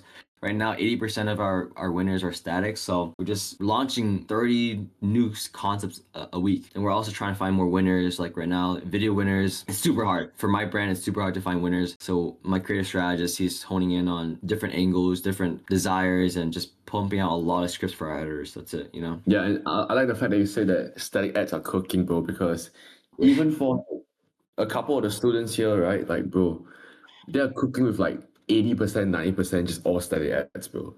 Like, organic static ads goes so well on Meta, and it has to be organic. Like if you rip anything, like low key, like Meta would trace that. That's what I find. Make sure you guys are running top funnel, middle funnel, and bottom funnel ads, right? To test each funnel. For example, I run top funnel statics. It gets very cheap clicks and it gets in a lot of clicks, right? But they're typically more unaware, right? They don't convert as well as if they were middle funnel or bottom funnel. But if you make ads for middle funnel, bottom funnel, you will convert a lot better because you're warming up the audience, you're giving them benefits, you're giving them the credibility, the trustworthiness, and also the CTAs, right? The CTAs, the discounts, the offers, and the sales. So you need to run every single offer, every single type of ad to test how they do for each concept. So when it comes down to your offers, right? You normally just run like buy one get one, or it's like you normally do test it. Like how will you test offers? So if you want to split test offers, you can use this app called IntelliGems, or just run different pages and test different pages and test different offers. I do free gifts, right? If you do free gifts, if it's a one-time purchase product, right? You can add free gifts to it. Even if you're doing a subscription product, make sure to do like a buy one get one free, maybe buy one get two free, maybe buy one get three gifts free, you know? Just depends on your AOV and also your costs, your margins, but make sure you're testing at least 2 different offers at once to see how they're doing, because maybe one offer has a higher AOV but has a lower conversion rate, but maybe another offer has a lower AOV but a higher conversion rate. Maybe you want to run both, you know? Who knows? Yeah, 100%, bro. I think offers is also like a really, really important thing about your brand. Like, it's basically what's going to incentivize them to buy something. So if you want to run a fucking like 30% off, bro, and then you wonder why you're not profitable, the answer is there, bro. Yeah, don't just run like 30% off. Like, you got to run actual offers where you give bundles and upsells, cross-sell, after sell, you know, you do post-purchase upsells like that. You can collect a lot of, you know, orders from there. I know probably a lot of you guys will wondering in your head, like, shit, buy one get 2 free, buy one get 3 free, like, that's insane, bro. My margins are gonna be so thin. Then that comes to suppliers, right? Bro, guys, your supplier is not just like a supplier, bro. Like, it's a human being as well. So if you're able to establish a good relationship with your supplier, bro, you're gonna get crack prices, bro. Like right now, like for one of my old stores, bro, I was calling my supplier because I'm Chinese, right? So I speak to him in Chinese, and we just talk about his day, about his orders, about fucking like tariffs and all this bullshit. And the relationship keeps building, and he will give you, bro, he gave me a winning product. Like guys, I found my old winning product for my supplier just giving me. Like I did just asked him, hey, what is currently trending right now? Like what orders are you shipping a lot? Then he will give me, and then boom, there's a bunch of winning products that you can just test. So there's a lot of ways to do product research, but at the end of the day, there's really no like fixed method to find winning products. It's all really like, you just gotta test and see what works for you, right? Because someone might be good in the fucking home niche. Someone might be good in the supplement niche. Someone might be good in the beauty niche. You need to be testing every single thing and don't just stick to one niche, right? A lot of you guys here are only running supplements. Supplements are good, but it's really like the big dogs. Like the big dogs are scaling supplements. If you really want to get some momentum first, I would recommend anything other than in the health niche. Like beauty is good, like some underrated stuff like kitchen. Like it's a lot of things that people overlook, right? Like even like baby or like animal care. Yeah, yeah, like that. exactly. That's solid too. I've seen people sell like nitrogen gas. I don't know why, but that's pretty interesting. Like if you ran the baby niche like a couple years ago, like bro, you're rich, bro. I know so many OG scalers that are scaling like fucking like baby suits and all this stuff. So someone asked, bro, how to run 2 offers at the same time? As in buy one get one, or like Use caching bundles. Use caching bundles. You can make you can duplicate your page and make a different product, but of course make sure you duplicate it and just run 2 different offers. And whenever you launch an ad, duplicate the ad twice. One ad will have one link, the other ad will have another link. So caching bundles, right? Use that. So caching bundles is really, really easy to use. We have a full video breaking down how to use caching bundles already. If you don't know how to use it, duplicate landing page. Yeah, you need to duplicate a landing page because you're testing 2 different offers. So it's 2 different landing pages. You can do it on caching bundles itself, but you need to be duplicating the landing page and also the ads as well. It needs to target 2 different landing pages. So Brandon, you know, I'm not going to take up too much of your time, bro. But if someone is on the call right now and you know they want to scale their first 1K day, what's a piece of advice you would give to them? It could be like mentality, or it could be like technical, to kind of get them over the barrier of constantly being in the testing phase. Yeah, I mean, when it comes to the testing phase and you're like trying to get over 1K days, it's all about just looking at your I guess, your bottlenecks, right? What are your bottlenecks? You got to sit down, write down your bottlenecks, right? Use Notion. I use Notion a lot because that I organize all my thoughts, my team, and also my just notes, right? So write down your notes, like your thoughts. Okay, what are your biggest bottlenecks? Is it marketing? Is it conversion optimization? Is it building websites? Is it this and that, right? Once you write those down, then you start breaking them down. For example, if you need to be better at creative strategy, okay, what is it that about creative strategy that you need to work on? Is it the design of the image, the editing? Is it the fucking market research? So you break down everything, right? You make a list exactly one by one. Okay, I need to work on this. Well, how do you work on editing? Well, watch more videos, test more videos, right? Edit more, because the more you practice, the better you get at something, right? So just take things step by step. And also, another advice I have for you guys is like, when you guys make micro achievements, you guys feel a lot better. For example, if you were to do your laundry, right? That only takes like maybe, or fold your laundry, that maybe takes like a few minutes, right? But that makes you feel better for the rest of the day because you achieve something. And all those micro achievements, they add up and they just turn into like a big achievement, because that will help you set up for success for the rest of the day, right? So that you can have a great mentality to work on your business and scale your business to the moon. Yeah, I like the fact that you say that you write down all your thoughts, because a lot of you guys here, right? Like you would do something, you basically test a product, okay, and then it will fail. And then you won't even understand why it failed. And then you will completely disregard it, do the exact same thing to the next product, and then expect a different result. It's like reading the same book twice and then expecting a different ending, right? You're gonna get the same fucking ending. So I like the fact that you say writing down thoughts, right? Because if you guys don't even understand what you need help with, what you're currently struggling with, then you're not gonna move forward, bro. Like you're gonna be stuck in the same exact position. So that's why like you don't really need Notion, bro. Like you guys just need like a notebook. Right? It's just it's like a diary, like, oh, today I tested 5 ads. Okay, I got like a $1 CPC, but my conversion rate, blah, blah, blah. You start like writing down what you do and you are accountable of your own actions. But things will start to click, bro. I'm not gonna lie, any business in general is like, I would say 50% mindset, right? Because if you come into any business with the wrong mindset, you're not gonna make it, bro. And that's the truth about it. Like, yeah, exactly. Like, not everyone can. Be too emotional. You're not gonna be able to be a leader for your team. If you're lazy, you're not gonna be able to get shit done. Like, it's just all mindset. About if you work on yourself first, then everything else will come, you know? 100%, bro. So yeah, so Christopher asked you a question. May I know what top funnel, middle funnel, and bottom funnel ads mean? Good, bro. Good question. A lot of people don't know what this is, but top of funnel, you're basically bringing a lot more cold leads, right? Your leads are a lot more unaware of what your product is, what solutions are there, right? Top of funnel is more like, okay, you run an ad that is like a native ad, right? Like a native ad, natural native ad. That's a top funnel ad. When you run a middle funnel, that's when you put benefits in your video, in your statics, in your ads. You put benefits, you put testimonials, review style videos, right? Those type of videos are more middle funnel, and they basically scoop up. They're not unaware, but they're more like problem aware, solution aware. They understand what problems they have, what solutions there are, but they just don't know about your products yet. Right? Problem aware, yeah, exactly. That's what I'm looking for.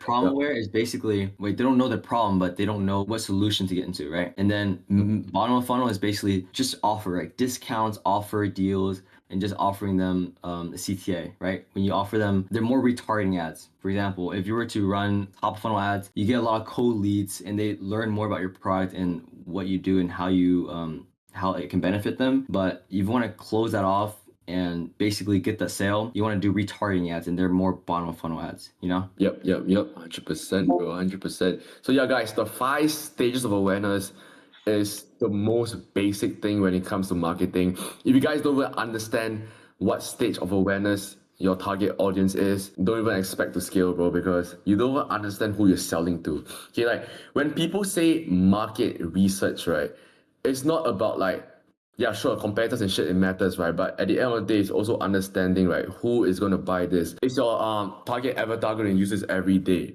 right? How old are they going to be? What gender are they? Where are they from?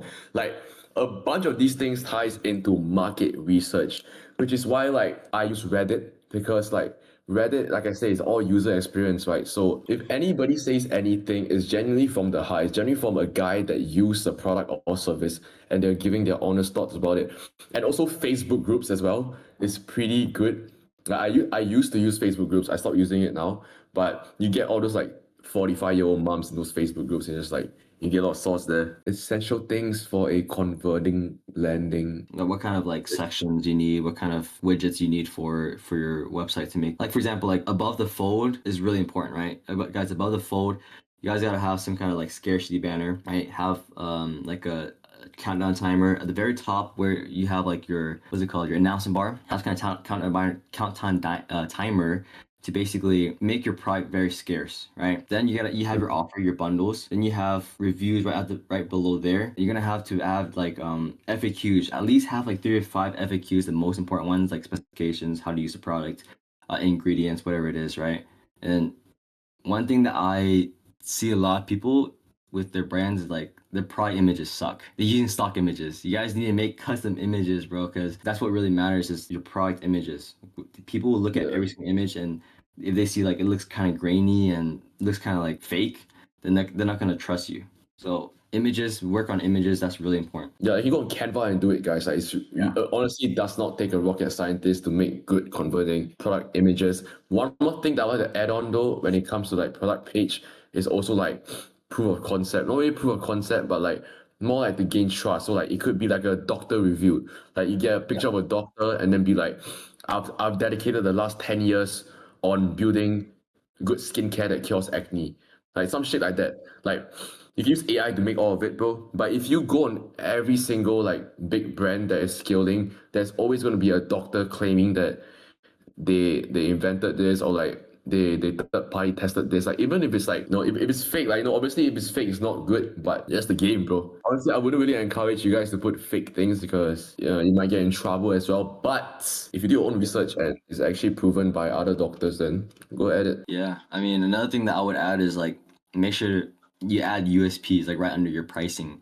USPs and also like the shipping, like estimated shipping time. That will basically handle all their objections. You need to put that. Oh, I think one more thing though, people will probably ask you this, but like, do you charge shipping? I split test. I do free shipping, see how it converts, and I do paid shipping, see how that converts. Maybe it converts better with shipping because maybe if it's free shipping, then it's too good to be true. If it's paid shipping, then they feel a little bit better because they always pay for shipping when they buy from online, Just really depends. I test split a lot. Yeah, me personally, guys, like when I'm testing a product, I usually run free shipping first. That way it's like if I don't convert, like I don't blame it on shipping, right? I blame it on other things. But once you start scaling, then you just test shipping. But I honestly think shipping is like the last thing you guys should worry about though. Yeah. Like you definitely worry about creatives and your marketing angle. It's like if you want to scale to 1K a day, like the minimum is just creatives, offer, and the marketing angle, bro. That's like really the 3 things that I would say is pretty decently important. Obviously, there's other things that go into it, but if you just put your focus into making good creatives and understanding like why people buy, like customer psychology, like human psychology, you will convert way better, bro. All right, so we're here in Singapore with one of our clients who built a store that now makes over 64K in just 28 days, right? He used AI, he didn't hire a team, it was just a one-man army, and he used our systems, right, powered with AI to build his store, find his product, and launch everything in just a couple of hours. Ryan, kind of talk to us, right? Like, when do you join the mentorship? How long ago do you join? Somewhere around July. 4 months ago, around there? Yeah, around there. So, end of July. Yeah. So you joined the program 4 months ago, right? And I know we said this in the previous podcast already, but do you remember when we did that video at the villa? I asked you like, okay, the next time we do a podcast, right, how much should you do? And then I think you said 7K or 10K? Oh, I don't even remember. I didn't even, but my goal was like, I think around 7 or 10K. He said 7 or 10K a day, but I said 5K a day because I knew it was like more realistic, like from a couple of weeks from now. And obviously you've achieved that already. Why start dropshipping? Damn, honestly, it was broad at first. I was just like trying to find ways to like make money online. Mm-hmm. So there was no like one clear path. So I just started off like how to make money online. And I went to like I think I told you this before. I went on the Andrew Tate's course because it's like multiple campus. It's like kind of interesting. It's like Wait, so let's talk more about this. So you bought Andrew Tate's $50 Hustlers University Discord. Yeah, right? yeah. That was like the start of your whole entire entrepreneurial journey. Because I'm telling you right now, I also bought it. I think that's how it starts. Everyone buys it, bro. That's how it starts. And that was when you kind of like got interested in online money. Actually, before that, I also did like the crypto thing first. Then that shit like failed. Then I was like Okay, oh shit. so for the what people fuck do I watching do, and bro? don't know what the crypto thing means, just roughly tell them a long story short, right? What was it about? How much did you lose? Oh wait, you didn't even lose money, right? I didn't even lose. Okay, but I was building some crypto projects with my friends, some utility projects, some rugged bean coin things. Yeah, we're trying to build projects, and that didn't went well. So went to this Hustlers University. Then in the middle of that, I got liquidated in crypto. So yeah, I think that's the thing with crypto, right? I think crypto is a good place to make money, 100% without a doubt.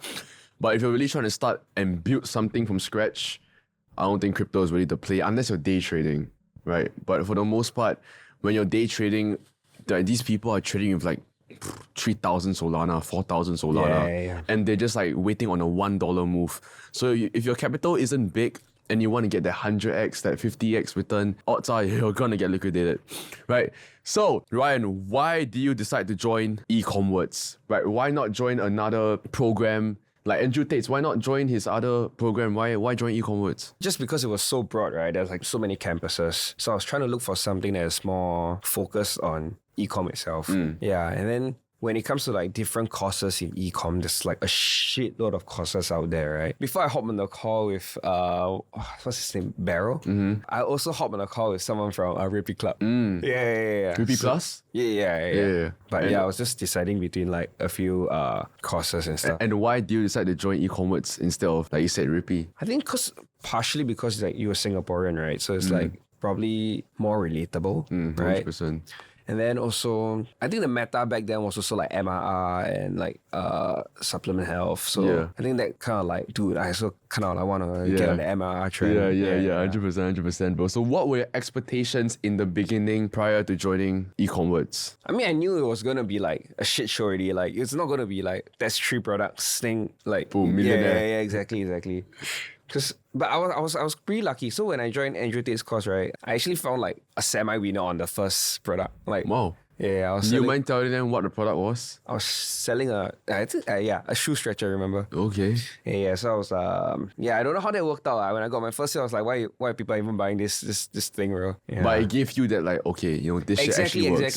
Exactly. I think yeah. So you joined the program with no experience at all. Well, you said that you had the $50 program for Andrew Tate, right? But when it comes to actually like scaling, you joined the program with no experience at all. Yeah, and back then I didn't even bump budgets, bro. I was running like $50 a day or $70 a day. Then I was like, yo, this shit good, bro. I'm like making 2 sales a day, and I'm like, I'm rich. So it was all very surface level, right? Which then ties into like, people in Singapore especially would say, oh, why buy a course when there's information online? Well, what would you say to that? Well, why not just, okay, there's YouTube, Reddit, TikTok. Why instead invest in a mentorship when there's information online already? When I bought, I also really didn't see like, it was pretty impulsive, I'm not gonna lie, because I was like looking for a way out, right? But I realized that actually in a mentorship, it's like your progress gets like accelerated because people are guiding you and telling you like what's wrong, what's correct. And then also you get to meet like certain individuals, that they have similar mindset. Obviously some are not gonna be like hardworking, but there are people who are like are really hardworking. Honestly, like UN is pretty fucking hardworking, bro. Even I also got a bit like, damn. UN is a grinder, bro. If you think UN is a grinder, you have seen Vikram in his prime. Like Vikram in his prime was crazy. How crazy was it though? Bro, I'm talking about like Vikram was not making any money in dropshipping for 2 years. Damn. And he went from like 0 to 140k rev in a single month. Yeah, which when is- it comes so Exactly. quickly though.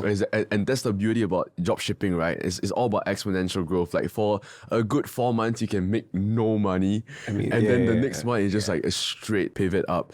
So how long did it take for you to find your first winning product? Which is like this like- product right now, right? Yeah. In the like considering like before I joined the course, that time period or like after I when joined- you're e-commerce. Yeah, basically until like 1 month ago. So it was like 3 months. 3 months. So it took you 3 months to find a winning product. Most people, when they fail their first product, they already start crashing out and then start like, oh, dropshipping doesn't work. How do you get over that mentality, that barrier of, oh, I need to fail in order for me to win? Sometimes you do get demoralized. 100%. But I think it's like after you sleep, then it's fine.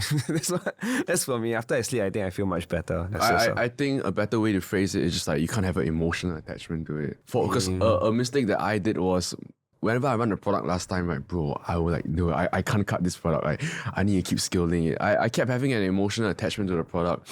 And the moment I just cut that and be like, okay, yo, move on, next. Okay, next product, next product. Yeah. There are like two types of people. The one that will cut like super duper early, and the other one that will never ever cut the product. Yeah. You gotta be in the middle. Yeah, right? exactly. So when you first joined, right, were you building your store on Shrine or Elixir? Shrine, right? I was building on Shrine, yeah. Shrine. So how long did it take for you to build your first store? Damn, first store. Because in the program, we have a full step-by-step guide on how to build your store, right? And after watching the video, how long did it take for you to actually get your first store out? Because I think I've built like a couple stores already. So maybe as a beginner, you'll probably take longer. But I think for Shrine, it gets like the layout is almost the same. I mean, it depends on what you're actually like selling, right? If you're selling like beauty, you gotta show a lot of like desired outcomes, you know, the images you have to show, like more visual images. Yeah, most of it is like the same. I think you can get it done like within a day, honestly. Yeah, I would say like less than a day. Yeah. But if you're a beginner, then definitely it will take you some time, you know. Yeah, the first few stores always is gonna take a while. Yeah. So how long does it take for you to build a store now? Now? Well, it depends though. I'm quite like I get annoyed at like the small details. So I will take You- like you take ADHD?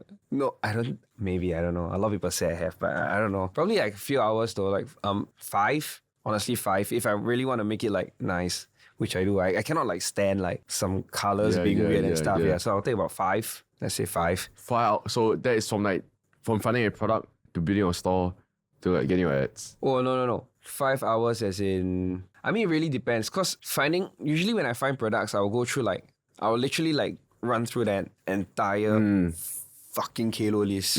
So you would say that from finding a product, building a store to making your ads all on the same day. Yeah, that one definitely if you push can. Yeah, that's what I normally do like to launch on time.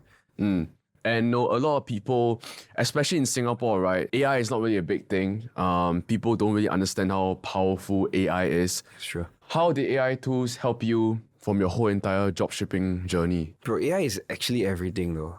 Honestly, it's really everything. Because ChatGPT, you got Claude, you can ask questions. I mean, like when you think about like the economics of the units you're selling, you also need ChatGPT because your brain, it just works so much faster. Yeah. Finding products, you're using some kind of AI. Yeah, basically everything. Scripting, Everything is, copy. Yeah, exactly. Claude is like a beast, bro. Yeah, And exactly, copywriting. exactly. So He is a beast, you need bro. it, bro. 100%, bro. So obviously using AI and implementing it into your dropshipping business, what's the most amount of money you made in a single day? The last time we did a podcast, you made 3.6K. Right now, what is the number? 5.6K in revenue. So it's about like 2K increase. It's damn near like 40% increase. Yeah, somewhere there. You want to just show the camera? So how much is that? Yep. How much is that? 5.6. 5.6K in a single day. And then show the one that had 64K. Yeah.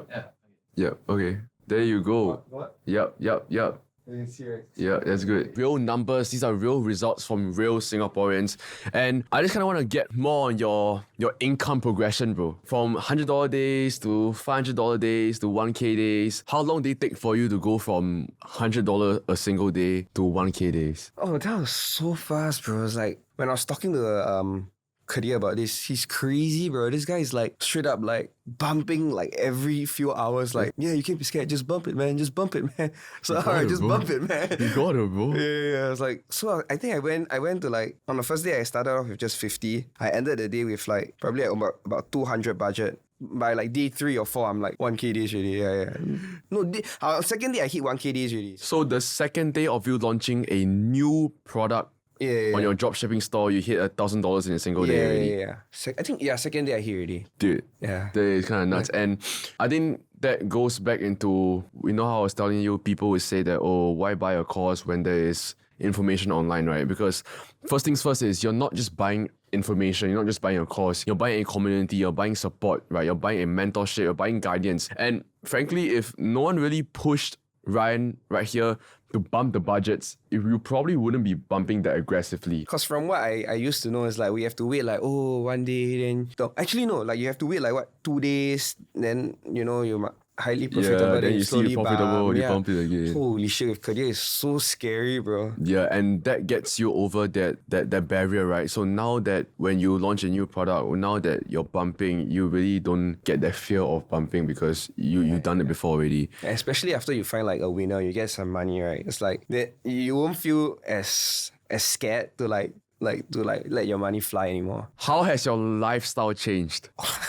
It's the same shit, bro. I'm not gonna lie, bro. It's the same shit, bro. So walk us through your daily routine now from obviously because you're dropshipping right now. Damn. What's your daily routine as a Singaporean dropshipper? It's kind of tragic, bro. The raw reality, the truth. Cool, bro. Like, I wake up, I just basically head to the computer. And I don't even go out much. So it's like I need to go out like when I go play basketball with my friends. Maybe like once every month I head out. Or else I don't really go out much. Yeah, I feel the guilt in me, bro, if I don't do something. And normally on Discord, are you on voice call with friends or it's mostly just alone? Sometimes I'm on a voice call with my friends, but I mean sometimes it gets distracting also. So sometimes better be alone. I mean. Okay, so we got Percival over here.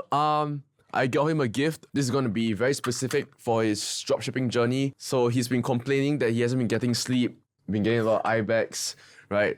So got you some neuro gum. Alright, man. Thank you, bro. This will be really, really, really beneficial for you when you work. I'm telling you, bro, like when you take one, it actually like hits in like 10 minutes. And then you get sold out for 30 minutes, then you need to take another one. Only 30 minutes? Yeah, I mean, it's a gum at the end of the day, right? Like it's not like a whole ass caffeine, but this will help a lot, bro. And also, when you first started dropshipping, especially in Singapore, were anybody having opinions about it? Do you tell anybody about it?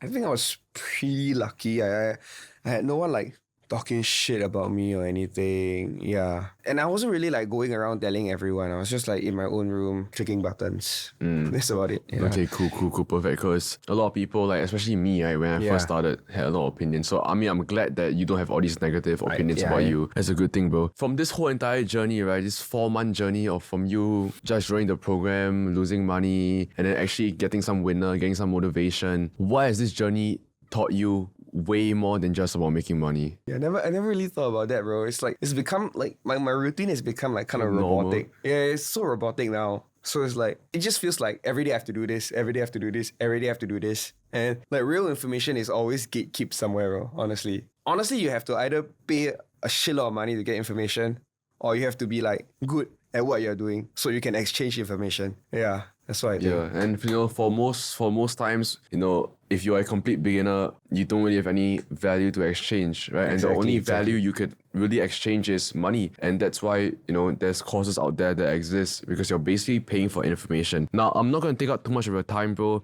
Just got a couple more questions for you. Who is this dropshipping model perfect for? I don't think it's really for everyone though, because it takes a lot of time. At first I thought it was just like a Shopee store, bro, honestly. Shopify. So it's like you just post a product and then suddenly someone buys. Then after that I learned, you have to do ads. Then in terms of ads, you have to do so much creative thinking. Oh my god, it is so crazy, bro. I was reading through Breakthrough Advertising. That shit was not easy to read at all. There was so much creative learnings. And then after that, there are like systems to learn, like, oh my gosh, it's like every step you go, there's like more and more. It like scares you, honestly, yeah. Then there's the beauty about it. Even me, I'm still learning every single day about e-com, and there will never be a point in your journey where you stop learning. And that's the beauty about it, because you will constantly keep growing. Yeah, exactly. Right? You will never be comfortable, basically. There will always be something to do, right? Like even for me, if I'm sleeping with my bed, I'm like, okay, I'm done for the day. And then I'm like, shit, I got more things to do tomorrow. But it's good, actually, And it will never ever feel like a job, because I enjoy it. I don't know so much about you, but do you genuinely like have a passion and you enjoy dropshipping and building all these systems and learning about customer psychology? Damn, that's a really good question, bro. Do I really even enjoy it? I don't even know myself, bro. It's just gotta make that bread, man. Yeah, Bro, I mean, gotta make that bread, if bro. it pays the bills, that's all it matters, bro. Right now, your record day is 5.6K. Yes. So the next time I talk to you, how much do you want to be at? $1 million a month. I'm just kidding. Bro, We'll say in a day. 10K. Okay, 10K in a day. 10K, hopefully. Try. 10K a day. And then a month, at least 6 figures.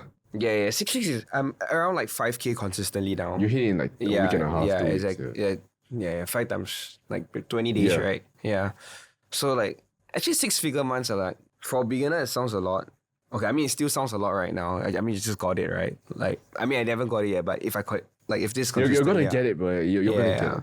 In the grand scheme of things, 6-figure months is Yeah. really nothing. Yeah, actually, Like, yeah. we're not trying to rage bait you guys, right? People in the comments are gonna be like, oh, this guy is egoistical, 6-figure months is nothing.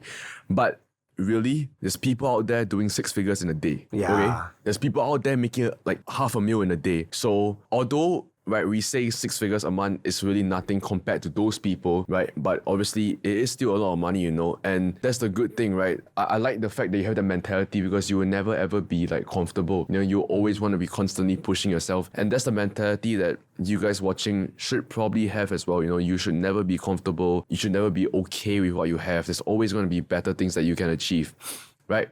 So yeah, man. But I just want to like put it out there, like the numbers can also like be kind of deceiving because just keep in mind, like everything here is based off revenue, right? Probably like a good store does like 20%. I mean, it's dropshipping is just basically a business model, so you can't expect it to be like out of this world, like net profit. So, but 6-figure a month is still pretty good, you know. Yeah, but you always try to achieve more. 100%. Yeah. So 6-figure months for you, profit would be SGD would be what, like 35, 30, because convert USD to SGD. Let me count. It's around like 30 something. Yeah, around 30 plus. Yeah, it's still a lot of money, but like I think people get like very like hyped up with like, oh, you say like, oh, 5K a day. That's like everyone thinks like you. It's not profit. Not bro. profit. Yeah, calm down, but it's still a good sum of money. Yeah, he's like, making compared to at every- least 4 figures profit. Yeah. At least 4 figure profit. I hit like this is my like 4th week, right? Almost a month. I'm like around like 10K plus.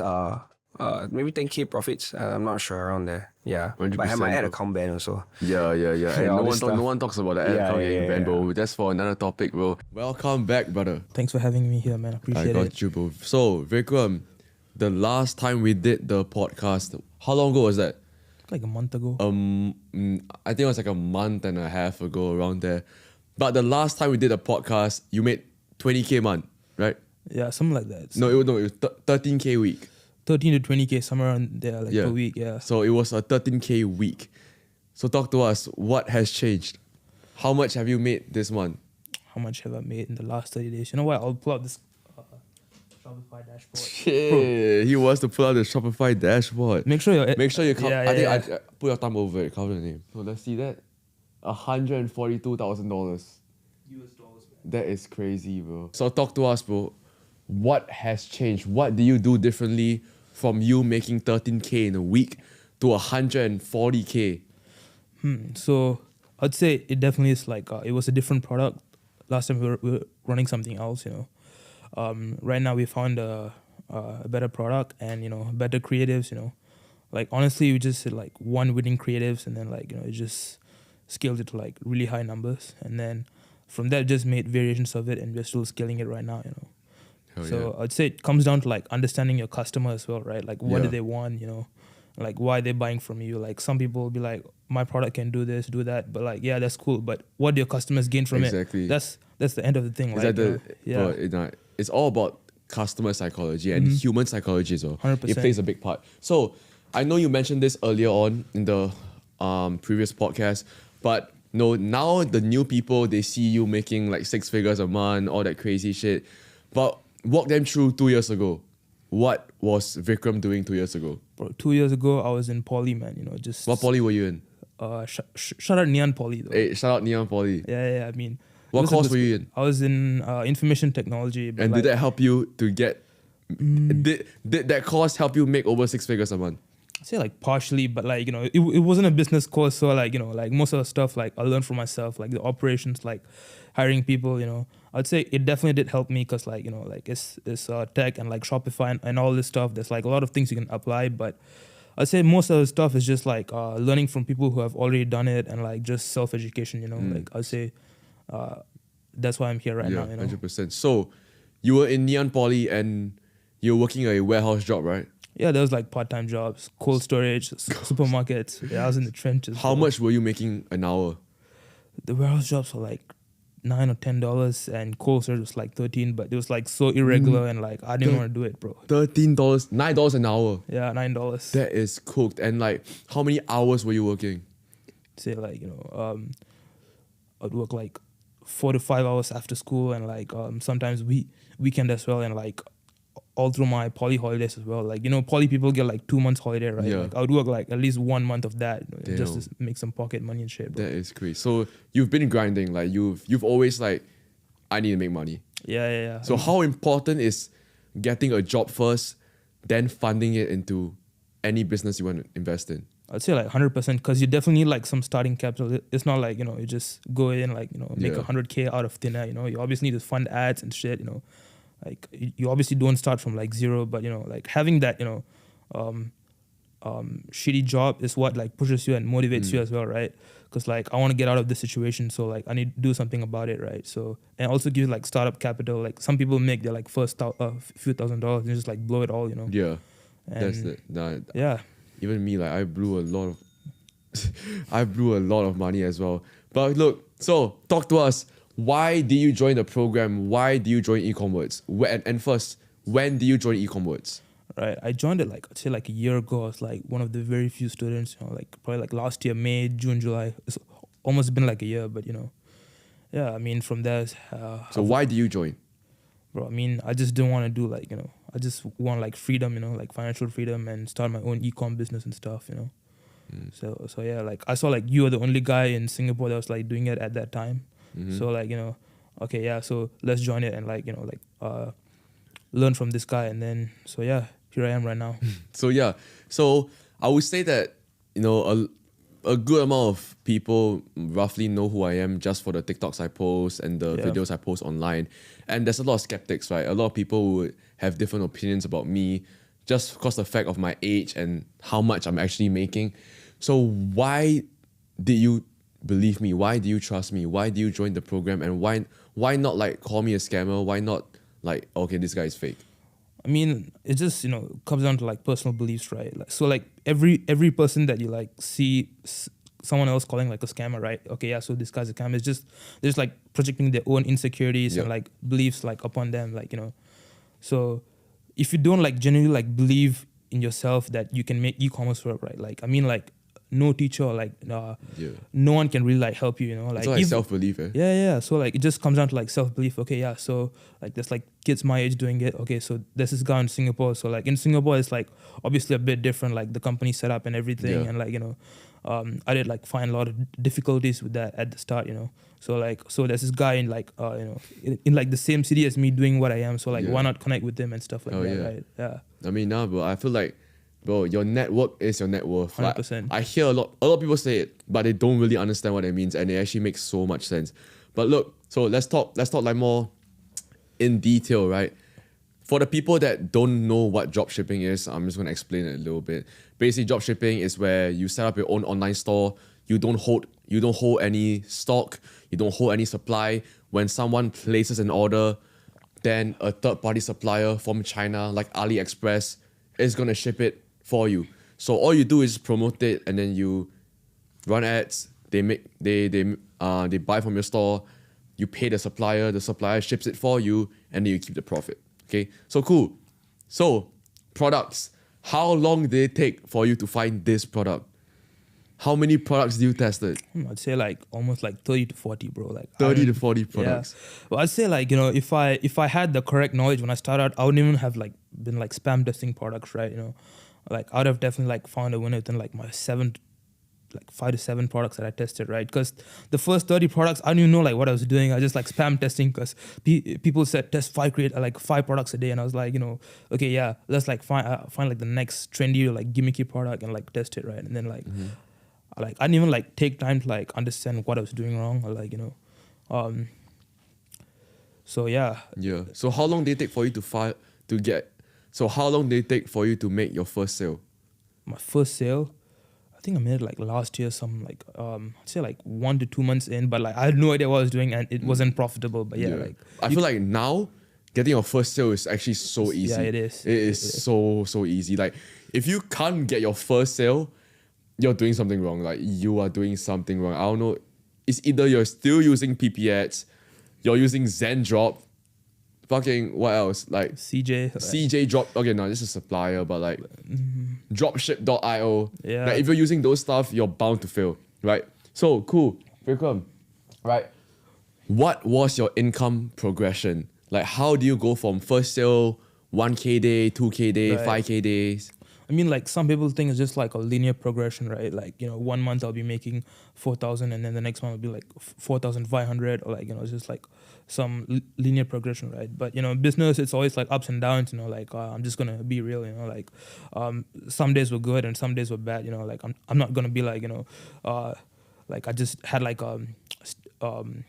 steady progression, but like first I was making money, like and then like the product died down. Like I had no idea what went wrong. Like I was just like using the same creatives, and like I didn't even know like what type of creatives to test and on Meta. So like I had no idea what I was doing, and then like from that it went down. Then I obviously It's all like an information game, Yeah, right? yeah, The yeah. more information, like even me, and I think I can speak for you as well, but we are learning new things every 100%, single day. Like you cannot stop learning. There's so much things to learn, and that's just the beauty of it. The Yeah. more things you learn, the more money you make. Right. So cool. What was the biggest takeaway from joining the program?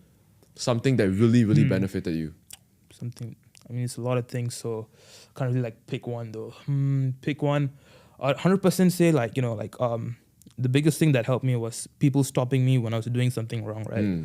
yeah. Like this, like the thing that just multiply my progress. Cause like when you're doing something wrong and you think, okay, so this is what you think, right? So you're doing something and you think it's right, but people who have like done it better than you and longer than you, like they obviously know what you're doing wrong and stuff They like can that. spot it right? like immediately. Yeah. So you think you're doing it right. You're spending like 5 hours on like a landing page, or like when testing a product, and you think, oh yeah, like I'm gonna make millions from this, right? But then like once like someone experienced sees it, and like it's just little things, right? Like you spending like 2 hours on a homepage, or like bro, like if you're still like doing your homepage when testing a product, bro, like Guys, please, man, just guys, stop. no. That's crazy. So, would you say this month was your best month to date? Yeah, best month so far. Yeah. So far. So, when you first joined the program, would you ever expect to start making like 6 figures a month, genuinely?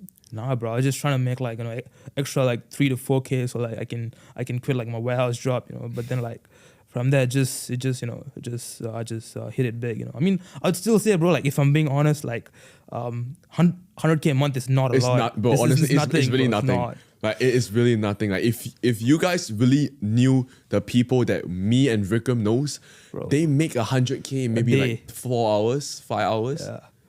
What? 100K a day, bro. It's like so 100K many a people. day, Yeah, like, like bro, it's our age crazy. also, like you see like people our age, like making this much money and be like, I'm making in a month. Okay, so I need to get better system. I need to make better ads, build better funnels, So 100K a month is like the tip of the iceberg, guys. Like it's not a lot. So So, if someone wants to join the program, right, and they want to start dropshipping, what's one piece of advice you would give to them?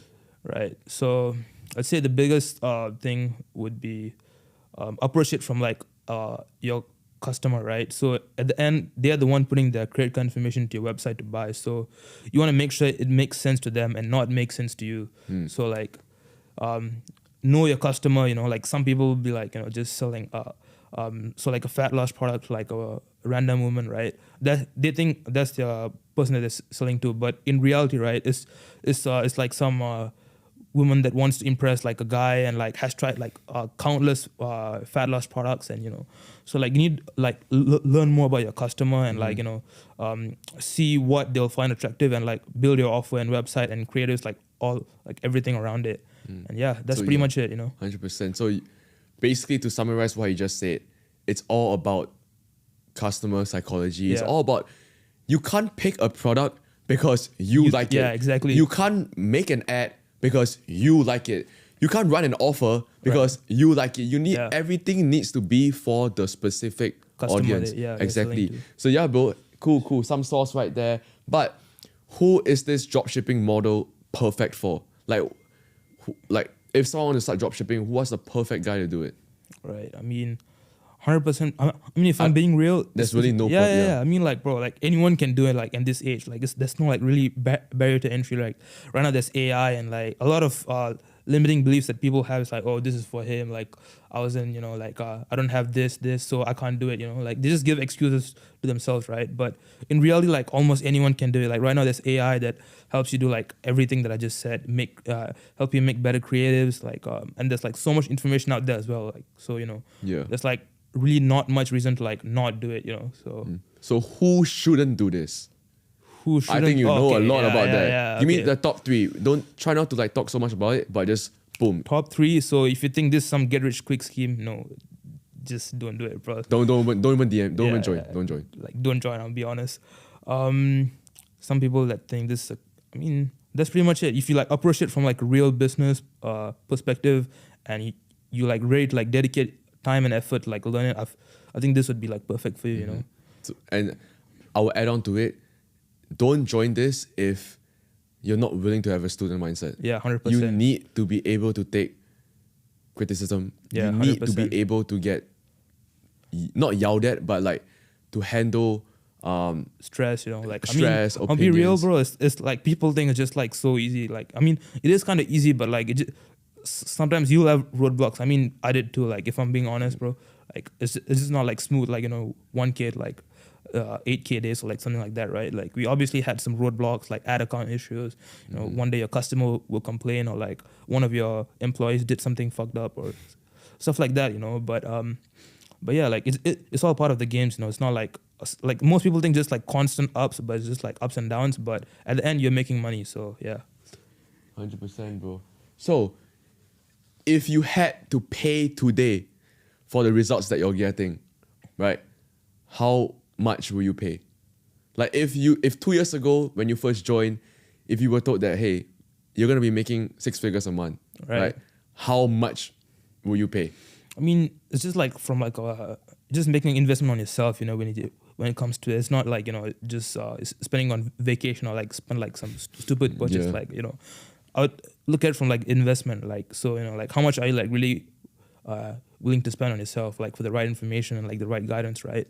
So it just comes down to that. But I mean, damn, that's a tough question, because like if I knew that like 6 figures was like guaranteed, right? I mean, like I wouldn't mind like paying anything for it. Like I would even like pay like 10K for it. Like because at the end, like I know I'm gonna make it. So yeah. But I think at the end of the day, it's not really so much about the amount. Yeah. It's about the time you're willing to invest, right? You're paying money to join a program to learn a skill set, right? And a skill set is what's going to make you money. You're not going to make money. Oh, sure, like you can start trading, right? Like trading is I would say one of the only businesses where money actually makes money, because you have to put money in the trade, right? The more money you want to make in the trade, you have to put in more money, right? It's not necessarily a very valuable skill set. I'm not saying that trading is not a skill set. Trading is a skill set, but you want to find a skill set that's able to make you money, even if you have like not a lot of capital, right? Right. So what's next, bro? What's next after 100K a month? 100K, I mean, Q4, like, I mean... Oh, Q4 might go crazy, I'm not gonna lie. Q4, yeah. I mean, like, the best part about this, like, we also have, like, back-end setup, like, MRR, like, Rayson was talking about, like, in his recent videos, and, like, we have, like, email marketing and stuff like that as well. So, like, basically, what people think is that, like, I spend, like, 500 on ads, and I get some sales for the day, and then, yeah, that's pretty much it, right? Like, it's not like... one day and then you're out, right? So you're basically like building like recurring revenue and like real presence as well if you like play your cards right. So that's like another misconception like, you know, people have. It's just like you just shoot up and then it dies down, like pump and dump, you know. It's not sustainable, but if you build it in a sustainable way, it can 100% be, you know. Most definitely, bro. Most definitely. Vikram, I appreciate you for the podcast, bro. I think we'll ask one last question, bro. Go for it, man. One last question. Especially now you're in Singapore, right? We both live in Singapore. You were born and raised here? Yeah, I was. Right, so, Vikram, you were born and raised in Singapore. How was your parents like? Was your parents rich? Not really. We just come from like a middle class family, bro. Like I'd say like we're comfortable, but you know, like I wasn't like born into like, you know, any trust fund or anything, you know. Just, yeah. Yeah, cool. So what does your parents think about it? I mean, they're happy and like 100% proud of me, bro. You know? Yeah. So like, I mean, any parent would be like, you know, if you're like, you know, making good money and you're doing something good for yourself, like why wouldn't they be, right? 100%, bro. That's really heartwarming, bro. And when you first started, did they have doubts? Yeah, 100%. Like, I mean, like, if you don't have the results, like, everyone's gonna doubt you, like, your friends, like, you know, like, I can't lie, like, I mean, the more you start making, like, obvious, like, everyone will start shitting on you. But the crazy part is, whether you make it or not, like, they're still gonna shit on you. So just, like, do what you do, bro. Well, like, your friends, like, has your friends, like, kind of say anything now that you're, because I know you posted a screen, wait. Yeah, bro, like, they see your stories, You posted that little screenshot, right? Yeah, I mean, like, like, a lot of people know, but, like, you know, they kind of switch up. They switch up, don't they? Some people, but like, you know, but at the end of the day, like their opinions don't really like affect your Shopify screenshot. So like, why do you care about it, bro? Like, Hell yeah, exactly. So yeah, bro, cool. But thank you, Vikram, for coming on this podcast. No worries. Before we go, let's do some fact check, bro. You know, obviously you show us how much you made in a month, but how much did you make yesterday? Because today obviously is a new day in the States. It's like 3 a.m. in the States right now. Yeah. So how much you make yesterday? Yesterday, let's back it up. Back up what you're saying. Right. 7.2K. 7.2K. That's USD. That's like 10K SGD. Quick refresh. 7K in a single day. Now guys, if you do all of this and follow the direct steps and take action, you will see results, okay? And I know this because it has worked with dozens of my students who have worked with me, like Tristan, Vikram, Yuan, every single person here in this wall of screenshots that I'm about to show you. It literally keeps going on and on. So essentially here, right, and we also hosted our own event as well, right, our Singapore Ecom Live event, where I'm hosting another one actually 3 days from now. By the time this video is up, you guys probably won't see this. Guys, if every single person here that you're seeing right now did it with this system, so can you. Alright, and if you want to go through the exact process with me as it worked for them, make sure to click the first link in the description below. Now guys, if you want to work with me one-on-one, make sure to fill up a form, and if you're applicable, my team will reach out to you. And guys, that finally wraps up the ultimate dropshipping guide for 2026. I'm gonna be honest, this video took me a lot of time and effort to create, but it's 100% worth it, and it's everything you need to know to start and scale your very own branded dropshipping store in 2026. Now guys, at the end of the day, now it's actually up to you to apply whatever you've learned, or you can just keep moving on with your life and miss out on this opportunity. Now, if you want hands-on help and a proven system to follow, I'll see you inside my mentorship. But with that being said, guys, thanks for watching.